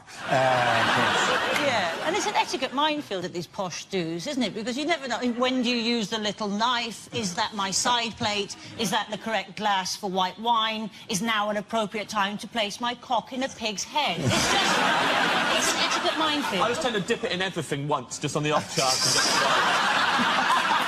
And just around the table. It was actually when this story broke, wasn't it? He was meeting the Danish PM. It's the most beautiful. It is so incredible. What is Denmark famous for? I mean, we called him the Danish PM, but presumably there's every chance Cameron just calls him an escort agency boss. People have done things in college, and I think in some ways you've got to have that amount of sympathy, because we've all, you know, possibly done things in college that shouldn't be investigated. Maybe not a university here, maybe one in another country. But let's not look into things. Let's not investigate stuff that may have happened back in the mists of time, you know. So people died. It was a terrible night. But you know, we've all moved on, haven't we? Yeah, good. There is apparently photographic evidence of the event, which made me wonder, terrible, was the pig wearing a GoPro? That photo was before digital cameras. Who took that film to Snappy Snaps? Imagine it. Yeah, there's one photo on there, the one with the pig. Can I get that on a mouse mat as well? Do you know what's going to turn up is a jigsaw with one piece missing in the jigsaw? No, we lost it in the house move. How does this incredible, life-affirming story emerge? Well, it's revenge, isn't it? It's this guy, Lord Ashcroft. He was treasurer of the Tory party. He worked for the Tory party for 10 years, and he was promised a job in the cabinet. And then when David Cameron got into power, he offered him a junior whip's job in the Foreign Office. And he went bananas. He went bananas. Absolutely bananas. And he's done all this. He acts like it's not, but it is. It's a classic example of revenge being a dish that's best served cold, like prosciutto. When they leaked, when the Daily Mail had the story, I didn't know that there's a dailymail.com, which is the American version, so I'd never been on the website before, so I typed it into the internet. And their headline, because they've got no interest in this in America, was John Hamm wins an Emmy. And I thought, is that the pig? God, his career's gone from strength to strength. Well, yeah, the pig got an Emmy for faking it.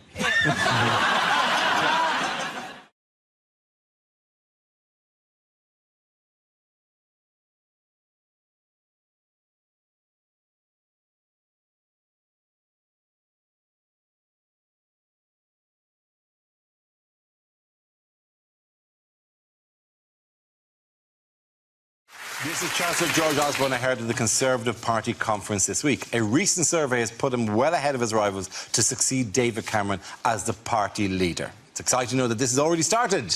Yeah. Party leader election, which will take place in 2019, and there's already polls about who's going to be taking over. Well, I hope it's not him, actually. I hope it's Boris.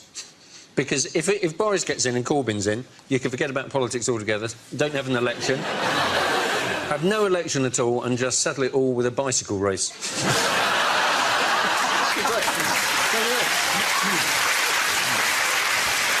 First one to Brighton forms a government. Well, have you watched the conference? I'm waiting until the full box set comes out. Really? I'm just going to binge watch if you dip in and dip out, does it ruin it for you? Yeah, it really does. I don't get the full character development. No, you're right. Yeah. That's the other pose the sex doll does. That is, yes. It's like doing a Spice Girls dance routine. That is previous to his speech. That is a stance he adopted. I don't know for how long, or was it just a lucky photograph, or was he like that for the entire speech? Just standing awkwardly, buffeted against a wind that we can't picture. He did an interview that made him look, I think the idea was to make him look sort of humanoid. But he said it was just with him. It was like he was deliberately trying to throw people with the things he was into. Like some of his favourite... Train Spotting, one of his favourite films. Or one of his favourite gigs he ever went to was NWA. Yes. Yeah. I can't believe he hasn't got that mixed up with something else. I'm sure he went to see TLC. or just was once in NW8. Which is Primrose Hill, as far as I know. It's a very nice part of London, the kind of place he'd be hanging. But that is actually NWA. He saw them at the Brixton Academy when he was a student. Maybe it's a singer from his village called Nice White Alan. Or it's the National Waterways Association, which is a lot harder to do a drive-by with a barge. Did they not do a track called Fuck the Police, though? They did, yes. And is that not being a guide to his Home Office spending cuts?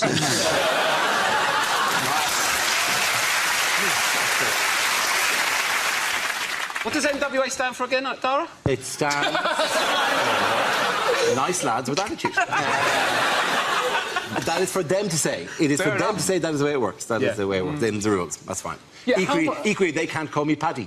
It's, you know, whenever I meet Ice Cube, I say, da-da-da-da-da-da, and he goes, PWA, is that what you call it? Yeah, Paddy's with attitude. Yeah. I've often joshed with Ice about that. That's what I would call the band. Fuck the Gardaí.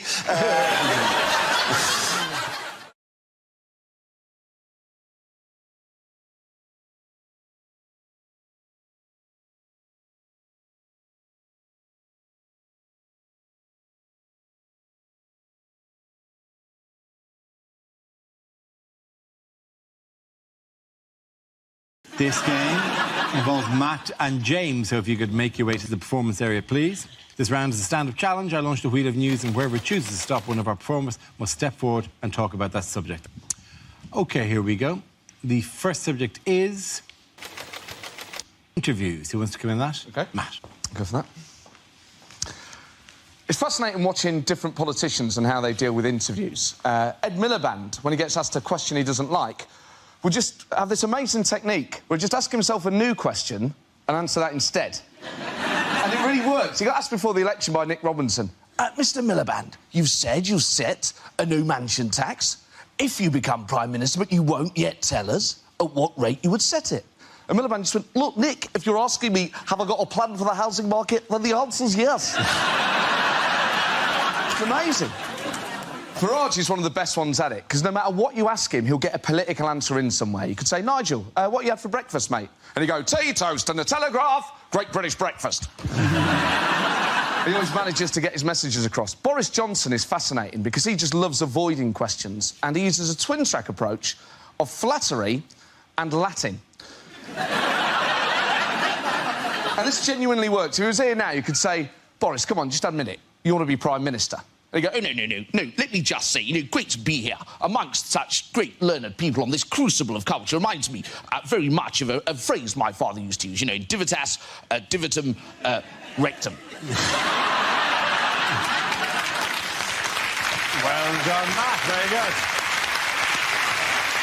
OK, so James is left. Let's see what he's been left with. Let's spin the wheel.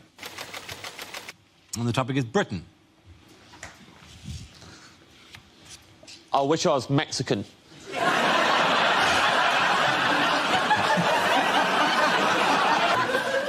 Love everything about... I love Mexican food. My favourite place to eat is a Mexican restaurant called Oaxaca. All you need to know about Oaxaca, everyone steals their spoons. So much so that every January, Oaxaca have a spoon amnesty on.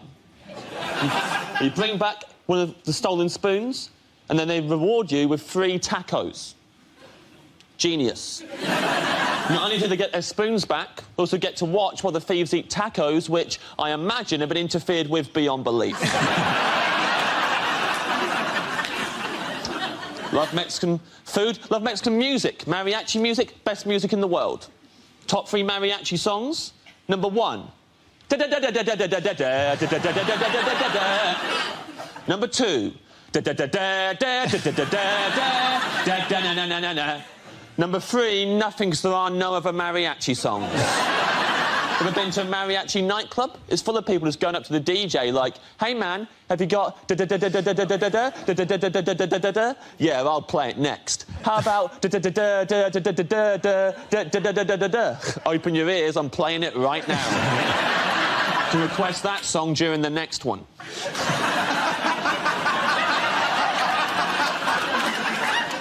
Growing up in school, I was the only kid in my whole school who liked mariachi music. It was a nightmare. I couldn't walk down the corridor without some knob knocking my sombrero off my head. Stepping on the back of my poncho on the way in a maths class. Once, a kid wrote Chimichanga Bumboy across my forehead while I was having my post-lunch siesta. He also drew a moustache on my face, but to be fair, that played into my hands. Bravo, very good. It's close, but for sticking to the topic, James Acaster gets the points. Well done to both of you. Come on back.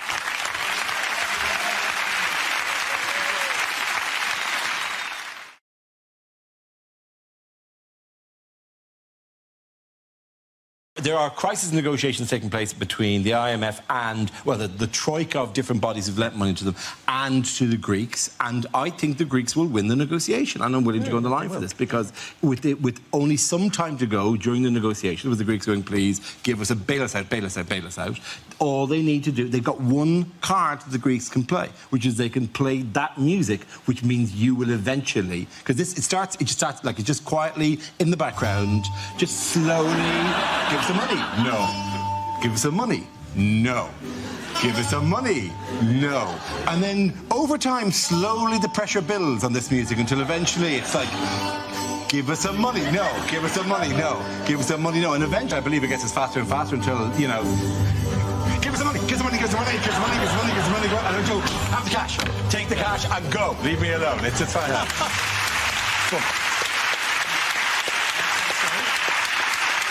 Really, I just wanted you to spend the rest of the evening going... Ding, ding, ding, ding, ding, ding. Could you hear that as well? I was worried there for a second. Can we play the music again? Oh, I love the music. Yeah, too. One more time. The middle bit.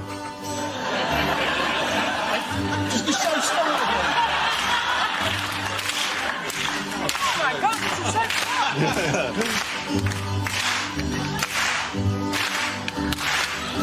faster than us. They go too fast. Table take out combined weight.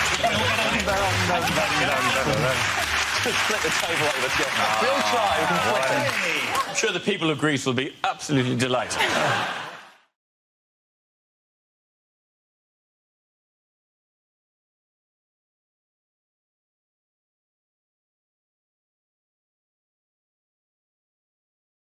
OK, here we go. Let's spin the wheel. The first topic is entertainment. Who wants to come in on that? Edburn. I was watching a DVD the other day, horror DVD, Hostel Part 2, not a very good film. Should have twigged by the fact that it was a sequel to Hostel Part 1, also not a very good film. Hostel Part 1 is about men being tortured to death in an underground bunker for the pleasure of others. Hostel Part 2, women being tortured to death for the pleasure of... Oh, they've really flipped it. Hostel Part 3, I imagine hermaphrodites up for the chop. Anyway... I'm about to watch this film, and before I watch it, I have to sit through the DVD piracy warning, which I think we can all agree is beginning to get on our collective tits.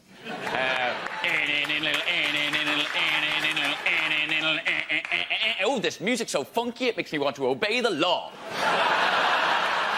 And it's the patronising nature of it. It's this thing of, you wouldn't steal a handbag, you wouldn't steal a car, so why would you steal a movie? I'm sitting there going... Don't tell me what I wouldn't do. You don't know me. I am drunk at 4 o'clock in the afternoon. In my pants. About to watch women be tortured to death in an underground bunker in Eastern Europe. You're telling me I wouldn't nick a poxy handbag? I think you don't know me very well at all, sir.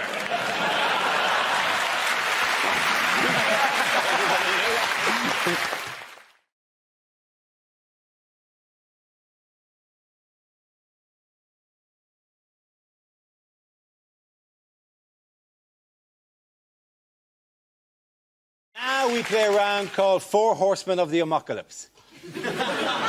This game involves Lucy, Greg, Andy and Russell, so if you could make your way to the performance area, please. This is where we test our performers' stand-up skills. We spin our news generator, it settles on a topic, and anyone can volunteer jokes about the chosen subject. The winners are the people I judge to produce the funniest stuff. That is just against nature. OK, here we go. Let's spin the wheel. OK, the first topic is Britain. Who wants to come in on that? Yes, I love Britain. Do you? Kind of. I think Britain's amazing, but I think we're quite hard on ourselves. Like, if you go to America and you do shows, they always get this thing where you go on stage in America, like in Chicago, and you say, oh, so what's Chicago like? And they go nuts. They go, woo, yeah, Chicago, woo, woo, woo, for about a day. And then you come back over to Britain and you go to somewhere like Birmingham and you say, oh, so what's Birmingham like? And they all go, oh, it's a bit shit.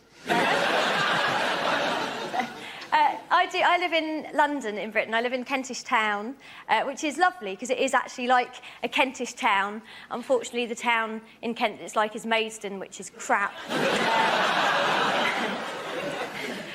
North London's quite posh, though, because there's a hairdresser's near us, which is called the Elysian Fields Hairdressers. Oh, it's where heroic hair goes to die. Isn't that it? Where I used to live in South London, the hairdresser was called We're Going to Cut You, Slag. Thank you very much, Mr. Porter. OK, let's spin the wheel again. The subject is sport. Who wants to come in on that? So, hey, Freddie Flintoff, how drunk would he have been on Monday night? That's all I've got on that one. We have got a great new British hope for our sport, though. Laura Robson, Britain's tennis, 15 years old, both her parents Australian. We don't mind immigration when they've got a bit of talent. We object to people sneaking into Britain on a rubber dinghy unless they can do it really bloody quickly. Thank you very much, Ali Parsons. OK, that leaves us with Greg and Russell. Let's spin the wheel. The next topic is education. Who wants to come in on that? Russell. I remember school being fun. I think my favourite moment ever in life, pretty much. There was a girl in our school called Lydia. She was trying to make her calculator work. She was repeatedly knocking it against a desk. And after about an hour, our teacher went, "Lydia! How would you like it if I banged you against the desk?"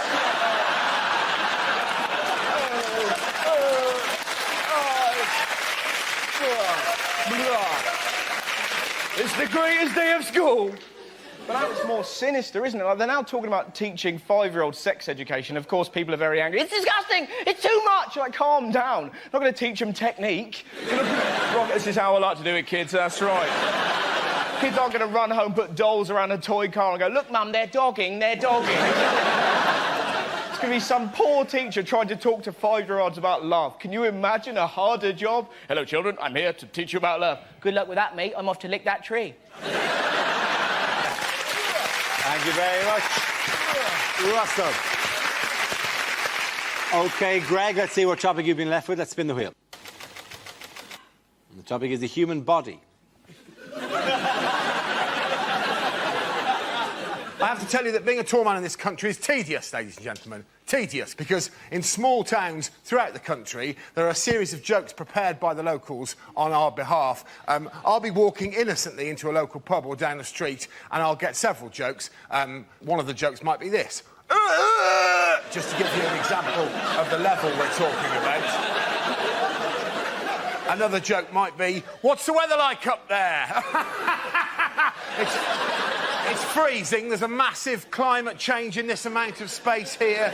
You toothless buffoon. And probably the most offensive example of this is genuine. I was at a cash point, and there was a little old woman in front of me at the cash point tapping away with her claws. And I'm sorry, I'm just quite angry about this. And when she'd finished, bless her heart, she turned around, and she hadn't seen me. She turned around and she went like this. "Oh!" Not that sexually. She said, "Oh!" And then with no hint of irony at all, she asked me this question. "Would you like a job at my house, changing light bulbs?"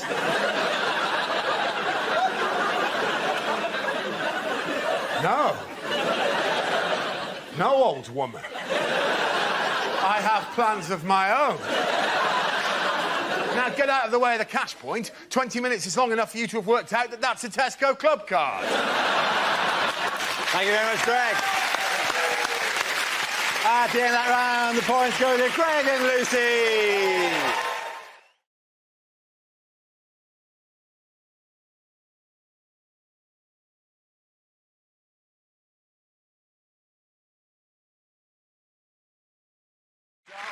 Called Headliners. Here's a picture from this week's Lib Dem conference, but what does CDCR stand for?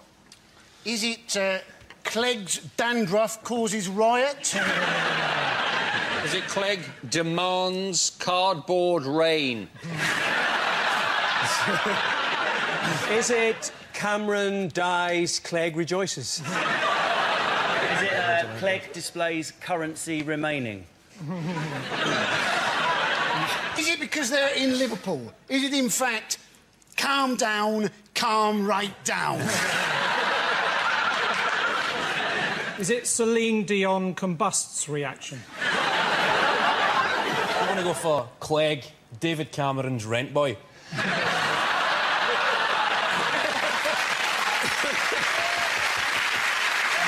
Small amount of skirting around the issue which Kevin has cut through quite dramatically. Is it Cranberry's definite cystitis remedy? Is it... Why would they use that photograph? I don't understand. How bad was Clegg's cystitis before that? I don't know, but it must have been pretty bad. I mean... I've got it, Dara. Yeah. Is it conference disco concludes with river dance? No, what is the correct answer? Is it Clegg defends coalition rule? Indeed it does. Well done. Thank you very much.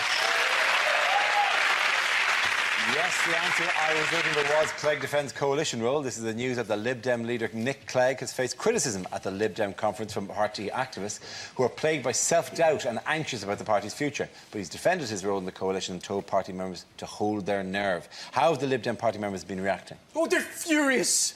They've been shaving their beards off and wearing their sandals without their socks, and they've been writing Clegg is a traitor on the wall of the conference centre in their own hummus. actually, it's not how the Liberals have reacted, it's how the Conservatives have reacted. They've been watching the television all week thinking, why the work experience people got their own conference. That's the... It's not actually going terribly well for the Lib Dems, because Clegg's poll ratings now show that he is more popular with the opposition than with his own side, which makes him the Robert Greene of politics. There's a party activist described him as a mini-me conservative when he went to it. And another party stalwart said, I would trust you with my life, but can I trust you with my party? A rather screwed-up sense of priorities, to be honest. It's only the Lib Dems at the end of the day, you know? But apparently it's half their support has gone, hasn't it? And they're all saying it's because they've supported these spending cuts. They're basically talking that they're spending, you know, cutting too quickly and will now go into this double-dip recession. And you're thinking, double dip? You know, that is a term that is only ever used by economists and greedy people with nachos.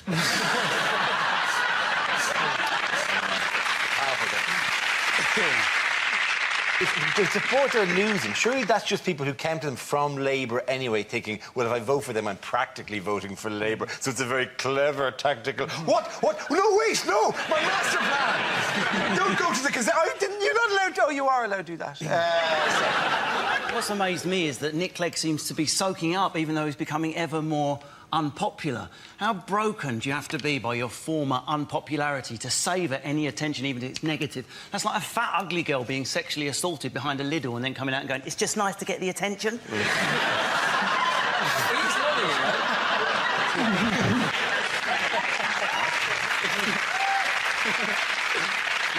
That is the chair Frankie sat in, isn't it? It is.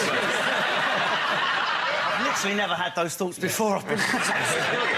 You're like a whimsical comedian, aren't you? They were saying that Cameron was actually going to turn up at the conference as a sign of, you know, support. And then they realised that might be a bad idea. You know, Cameron turning up at the Liberal Democrat conference is a bit like Leona Lewis showing up at the Mobos with Nick Griffin. It's not really going to cut it. I like the idea of lots of Tories sneaking into the convention and go, well, we're in a coalition now, we might as well take some tuck along and have a day out. And then hear him talk about rescuing the poor and start heckling with quail's eggs. Take that, you Liberal. Have a tomato, that sunglass, you wanker. Take that.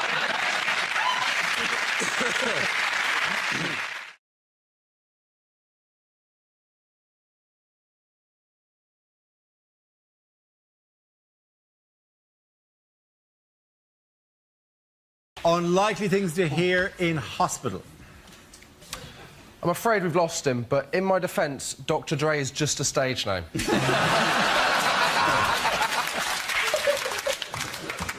Right. I'm afraid you have had a stroke, so can you now take your hand out of my trousers?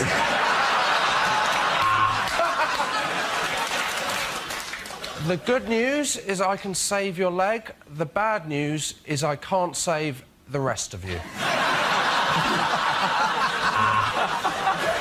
His heart stop! Quick! Get the defibrillator.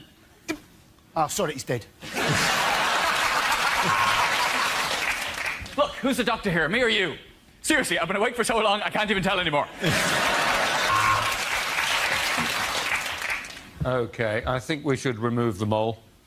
How did it get up there?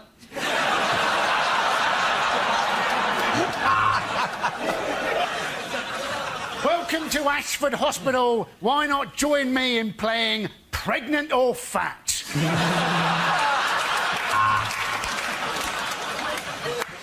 Now, students, we know the operation has been a failure because we heard a buzzing and his nose lit up.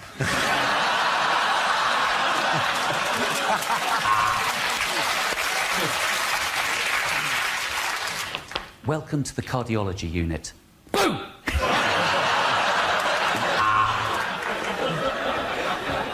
No, you've got to leave this afternoon, Mrs. Smith. We need your bed. I'm shagging a nurse in it at 4 o'clock.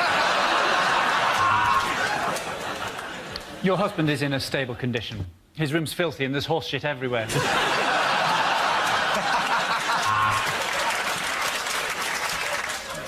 You could look at it that way, or you could think of it as gaining a hook.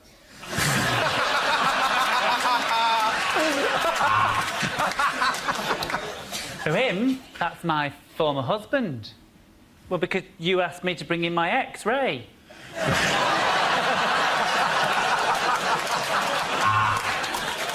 I'm afraid we're a bit short of time today. Do you mind if we pull the sheet over you now?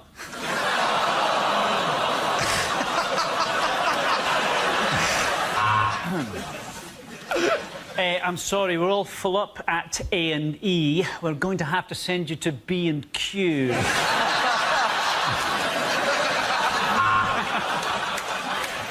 You'll just feel a small prick, and then I'll pull my trousers up and won't bother you again. Now, what seems to be the Fucking hell! OK, the point for the Chris Hugh Howe.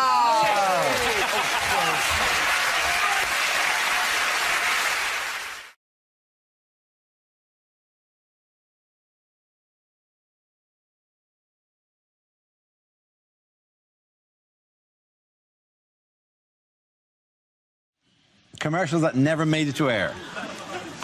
Mr. Muscle loves the jobs you hate, apart from blowjobs. He doesn't do blowjobs.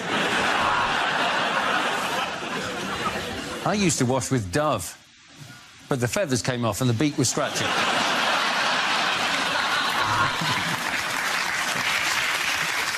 Pepperami. It's a bit of an animal. I'm guessing the anus.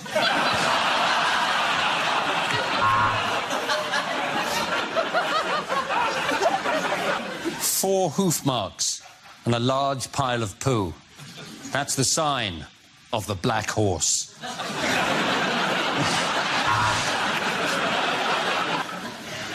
Megabus, the only bus company endorsed by Dara O'Brien.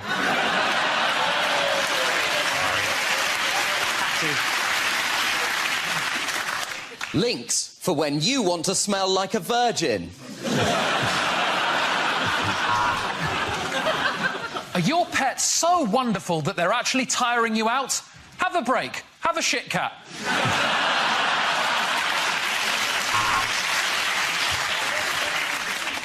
Tesco penis extensions. Because every little helps.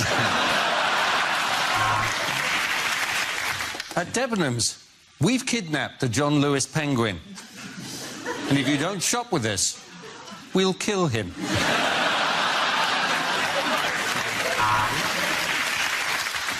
Egg collects foot shavings like a bastard.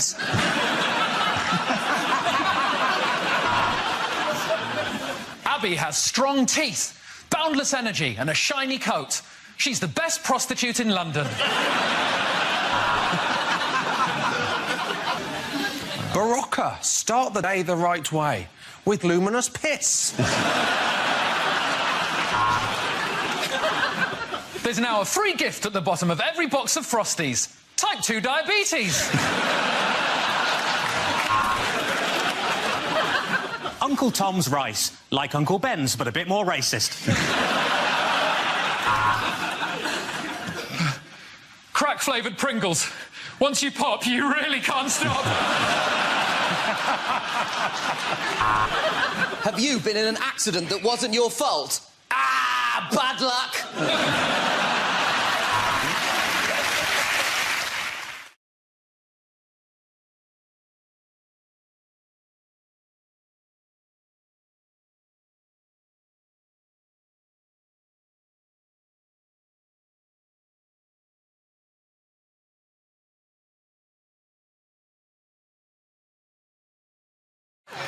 What has been the response to the new Shadow Cabinet? I was very excited by the Shadow Cabinet. No way. Yes. Lots of people that I'd never heard of before, and the minute I heard of them, I loved them. And also, it has the twins. The Eagle Twins, twins. yes. Eagle twins. No, I love Yes, this. Business I and like this, defence, yeah. isn't it? Appointed Angela Eagle and at the same time appointed Lord Falconer. And you wonder if Lord Falconer is there to control Angela Eagle. Here, Angela.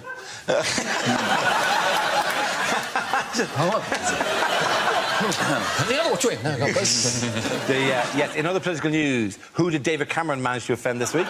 He offended Yorkshire, didn't he? He offended Yorkshire, said he knew that they hated everybody else, didn't know that they hated each other more. And he said this when he was actually going to watch England against Australia in a one-day cricket match at Headingley.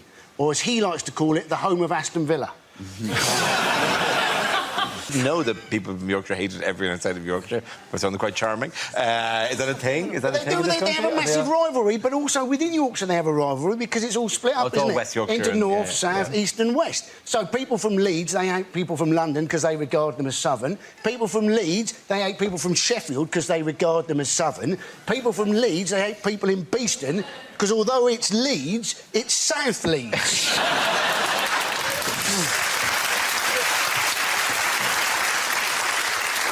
To be honest, I'm not really interested in this story. The question I've been asking myself since the beginning of this is, does Angela Eagle tweet? Or does she just go, Yes.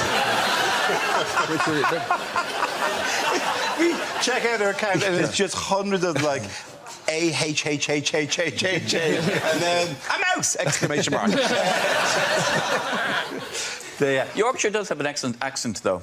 One of the finest accent jokes in the world is one about the Yorkshireman whose dog dies, and he goes to a jeweller's and says, I want a statue made of me dog.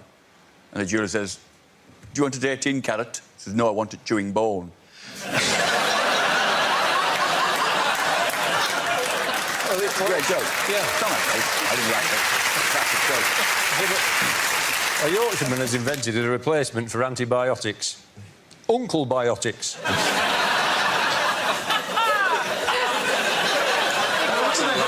No wonder they hate each other if they're telling each other those jokes. You've ruined Christmas again, Dad!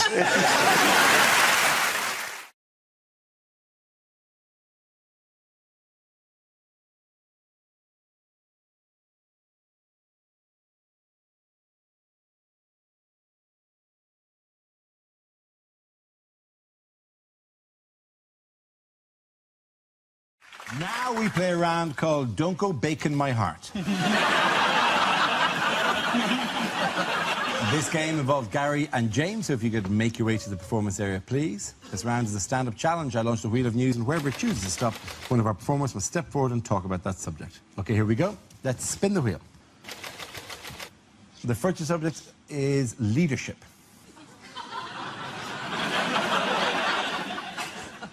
Leadership looks fun, but it's stressful. Just look at anyone leading a conga. On the outside, it looks brilliant, having a great time all the time, just...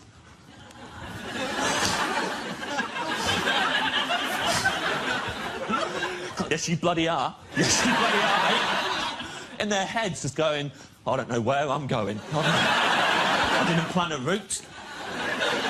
I never asked for any of this. God, I miss my family. Everyone's trapped in the conga. You think you can leave? You can't leave. Person at the back, maybe, they can let go, make a run for it. Everyone else, you let go. You're not out the conga. Now, you're the leader of a rival conga.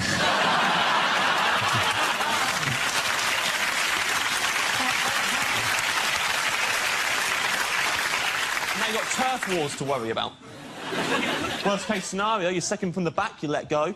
The one person behind you loves congas, isn't giving up for anyone. You're trying to mingle at the party with a maniac on your hips. Can have a serious discussion about the Lib Dem conference and still going hell for leather. You'd have to go swimming just to get rid of them. Never going to lead a conga. Never going to lead a Three Cheers either. I don't know who these lunatics are.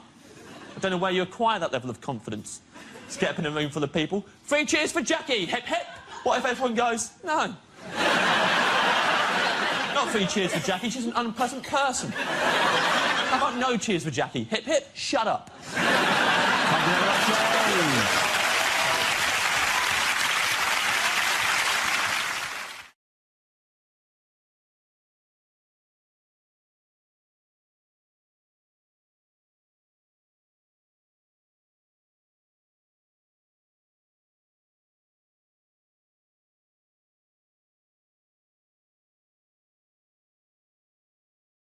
I think they're not kind of thinking it through. There's easy ways to save money. I was a student. That's who you go to.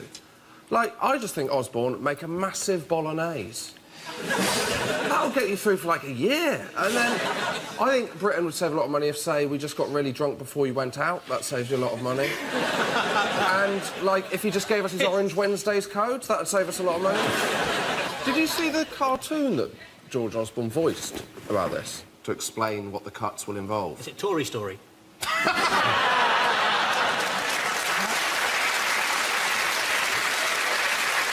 What type of pensioners are being singled out in this? Rich pensioners. Rich pensioners. The worst of all the pensioners. Oh. And how do we know which ones are rich? How do we possibly estimate? Have they got a blue light underneath their trolley? No, that is Dave's not rich. Dave's pension's what talk like that, yeah?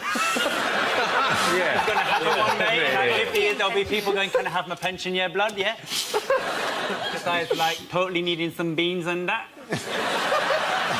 So what they need to do, the government, they've got to cut stuff, and they've just got to think out of the box, haven't they? So they could, in fact, cut old age benefits and cut youth unemployment if they did the very logical thing, which is allow old people to burn young people. How is that? They're just not thinking. They're just not thinking. You're right. They're right. They're not thinking. Why did that not come from them? I No think idea. there's somewhere there's a dry whiteboard with that written and a line gone through it. Where somebody went, I don't Let know the why. weak die and burn young They people. didn't say that. They were like, no, don't rub it off. Just put a line through it. It might come back to you. Let's leave that one inside. We're just going to put a pin in that one, and we might come back to it again. By the way, what did Labour say they would do about these cuts if they win the next election, which takes place before these Ed cuts go Miliband away? said he would keep them exactly the same. There's only one policy he's going to change, he said, and that was immigration policy, and that is basically to prevent his brother from coming back from America.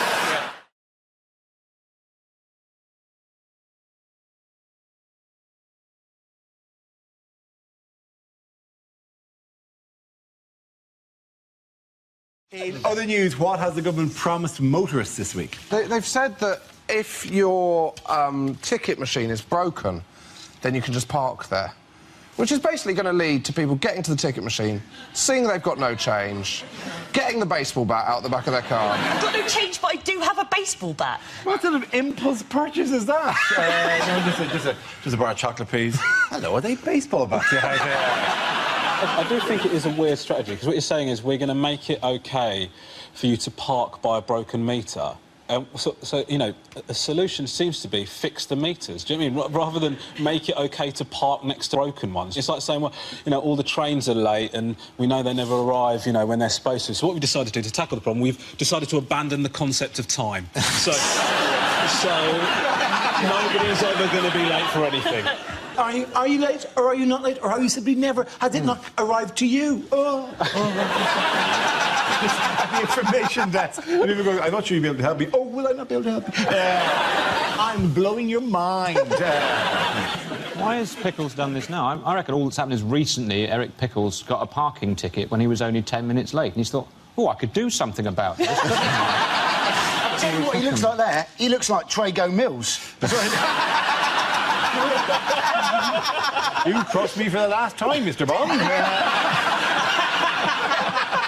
His hat, rather weirdly, has got the face of an owl, if you look at it. By the way, an interesting related note, what did Labour promise for everyone this week on Twitter? Oh, owls. Genuinely owls. The Labour Twitter feed, they claim, got hacked with the words, everybody should have his own owl. This is sinister. This is Trago Mills. He's infiltrated both political parties at the same time. Well, I don't know. I think it's giving birds of prey away. I think it's a quick fix, but it's not a long-term solution. I'm just very sad. I live on my own. I was looking forward to getting an owl to talk to. All I've got's my Henry Hoover.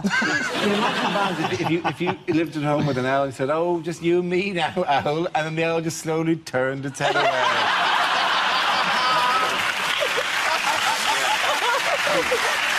OK, at the end of that round, the points go to Josh, Angela and Andy!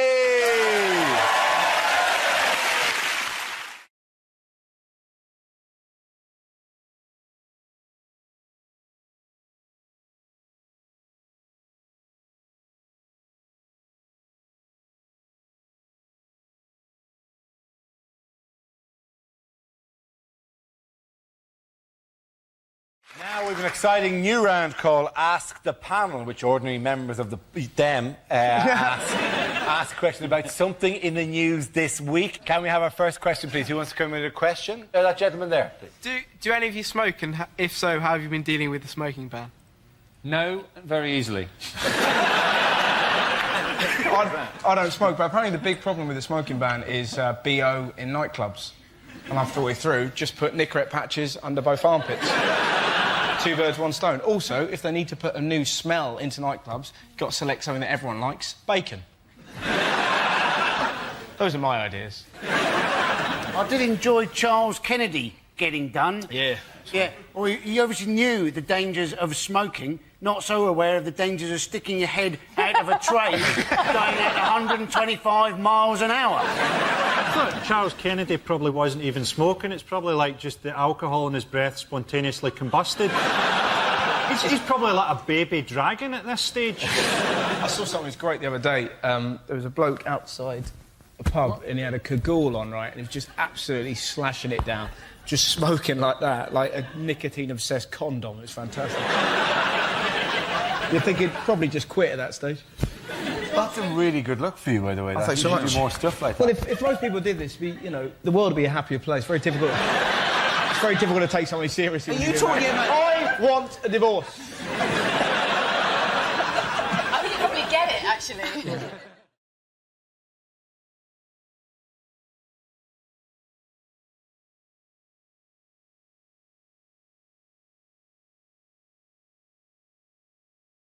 Now we play a round called It's Getting Hot in Here, so take out all your jokes. This game involved Tiff and Ramesh, so if you could make your way to the performance area, please. This round is a stand-up challenge. I launched a wheel of news, and whoever chooses to stop, one of our performers must step forward and talk about that subject. OK, here we go. The first subject is... magazines. Who wants to come in on that? OK. As a woman, most of your life is designed to make you feel a little bit shit. And magazines are responsible for that. You know, magazines like OK, which I look at on the shelves and think, when are they going to stop putting people on the front of that who are quite clearly not OK? Magazines will recommend that you have plastic surgery. That seems to be everywhere. Too much plastic surgery these days. I think that's why they've invented emoticons. Right, they're for women who've had too much plastic surgery, so you can just hold up an iPad and say, I feel happy, I feel sad, I feel like a smiley poo with eyes. But I think the worst thing that magazines do is they perpetuate trends, really bad trends, right? I don't know how you guys feel about vajazzling. But I genuinely believe it is a plot by religious groups to get gay men interested in vaginas.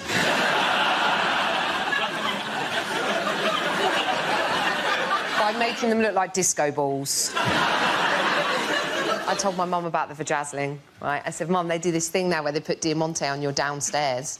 And my mum just went, vajazzling? In my day, you were lucky if you gave it a wash.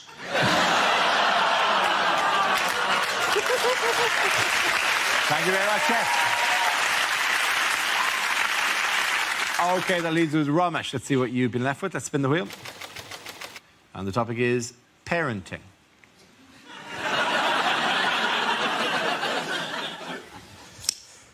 I'm a parent. You know, we had our first child, and our first child is such a lovely kid. You know, he always says please and thank you. He's such a wonderful, wonderful little boy. I said to my wife, do you know what? I think we might have mastered parenting. I think it's just about setting clear boundaries and being consistent.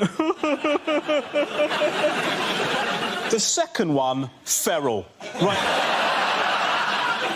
Like, I love him, but what a prick this kid is. Like, I love him, but what an unacceptable human being. Like, I love him, but I don't like him. You know, that's...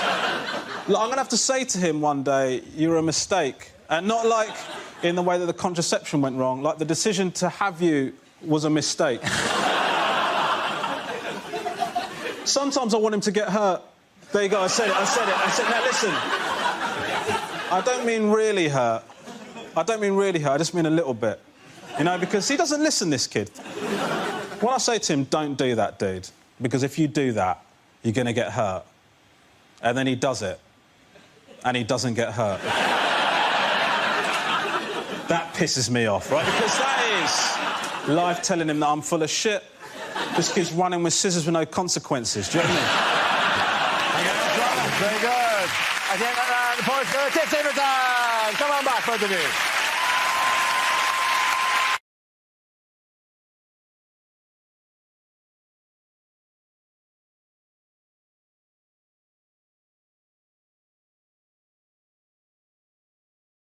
OK, that leaves us with Gary. Let's see what you've been left with. Let's spin the wheel.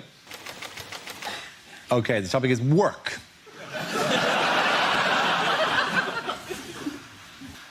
I nearly lost my job as a roofer when I was caught masturbating on the first day. Yeah, luckily, my boss said I could wipe the slate clean.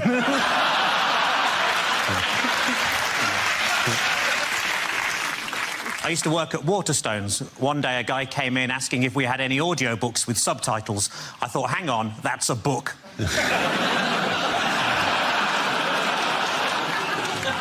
The circus near me held a competition to find the best contortionist, so I entered myself and won. In my old job, I just used to punch buttons all day, and that's why I'm no longer allowed to work in panto. I've got 2 lawyers working for me at the minute. One's pro bono, and the other thinks he's a right pretentious twat.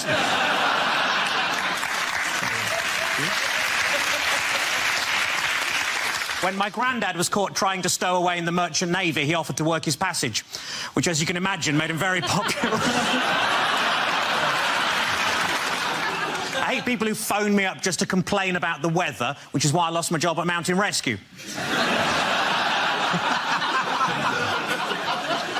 I was at a station the other day that had a piano on the platform, so I had a little tinkle on it, which saved me 30 pence.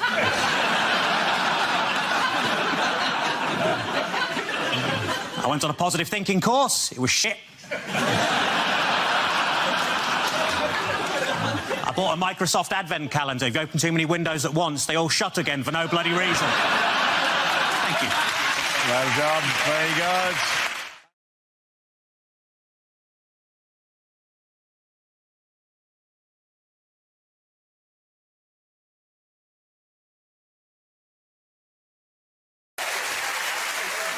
Next round is called If This Is the Answer, What Is the Question? On the board are 6 categories. Which category would you like? I would like world news, please. OK, your category is world news. The answer is 24 hours. What is the question? Is this what Jeremy Corbyn wants the voting age to be reduced to? Is it, in his dreams, how long would each of Dara's science specials last?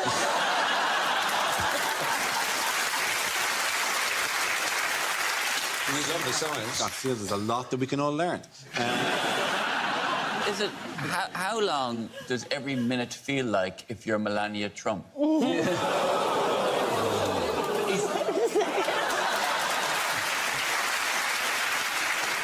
Is it how long did it take me to actually find the exit once I'd bought my tea lights in IKEA?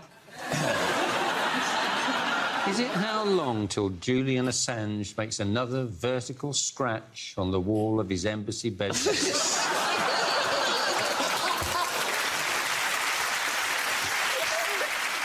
Is it how long is the time between my mum's 2-part text messages? Is it how long do you have to come up with evidence before the DA busts your ass?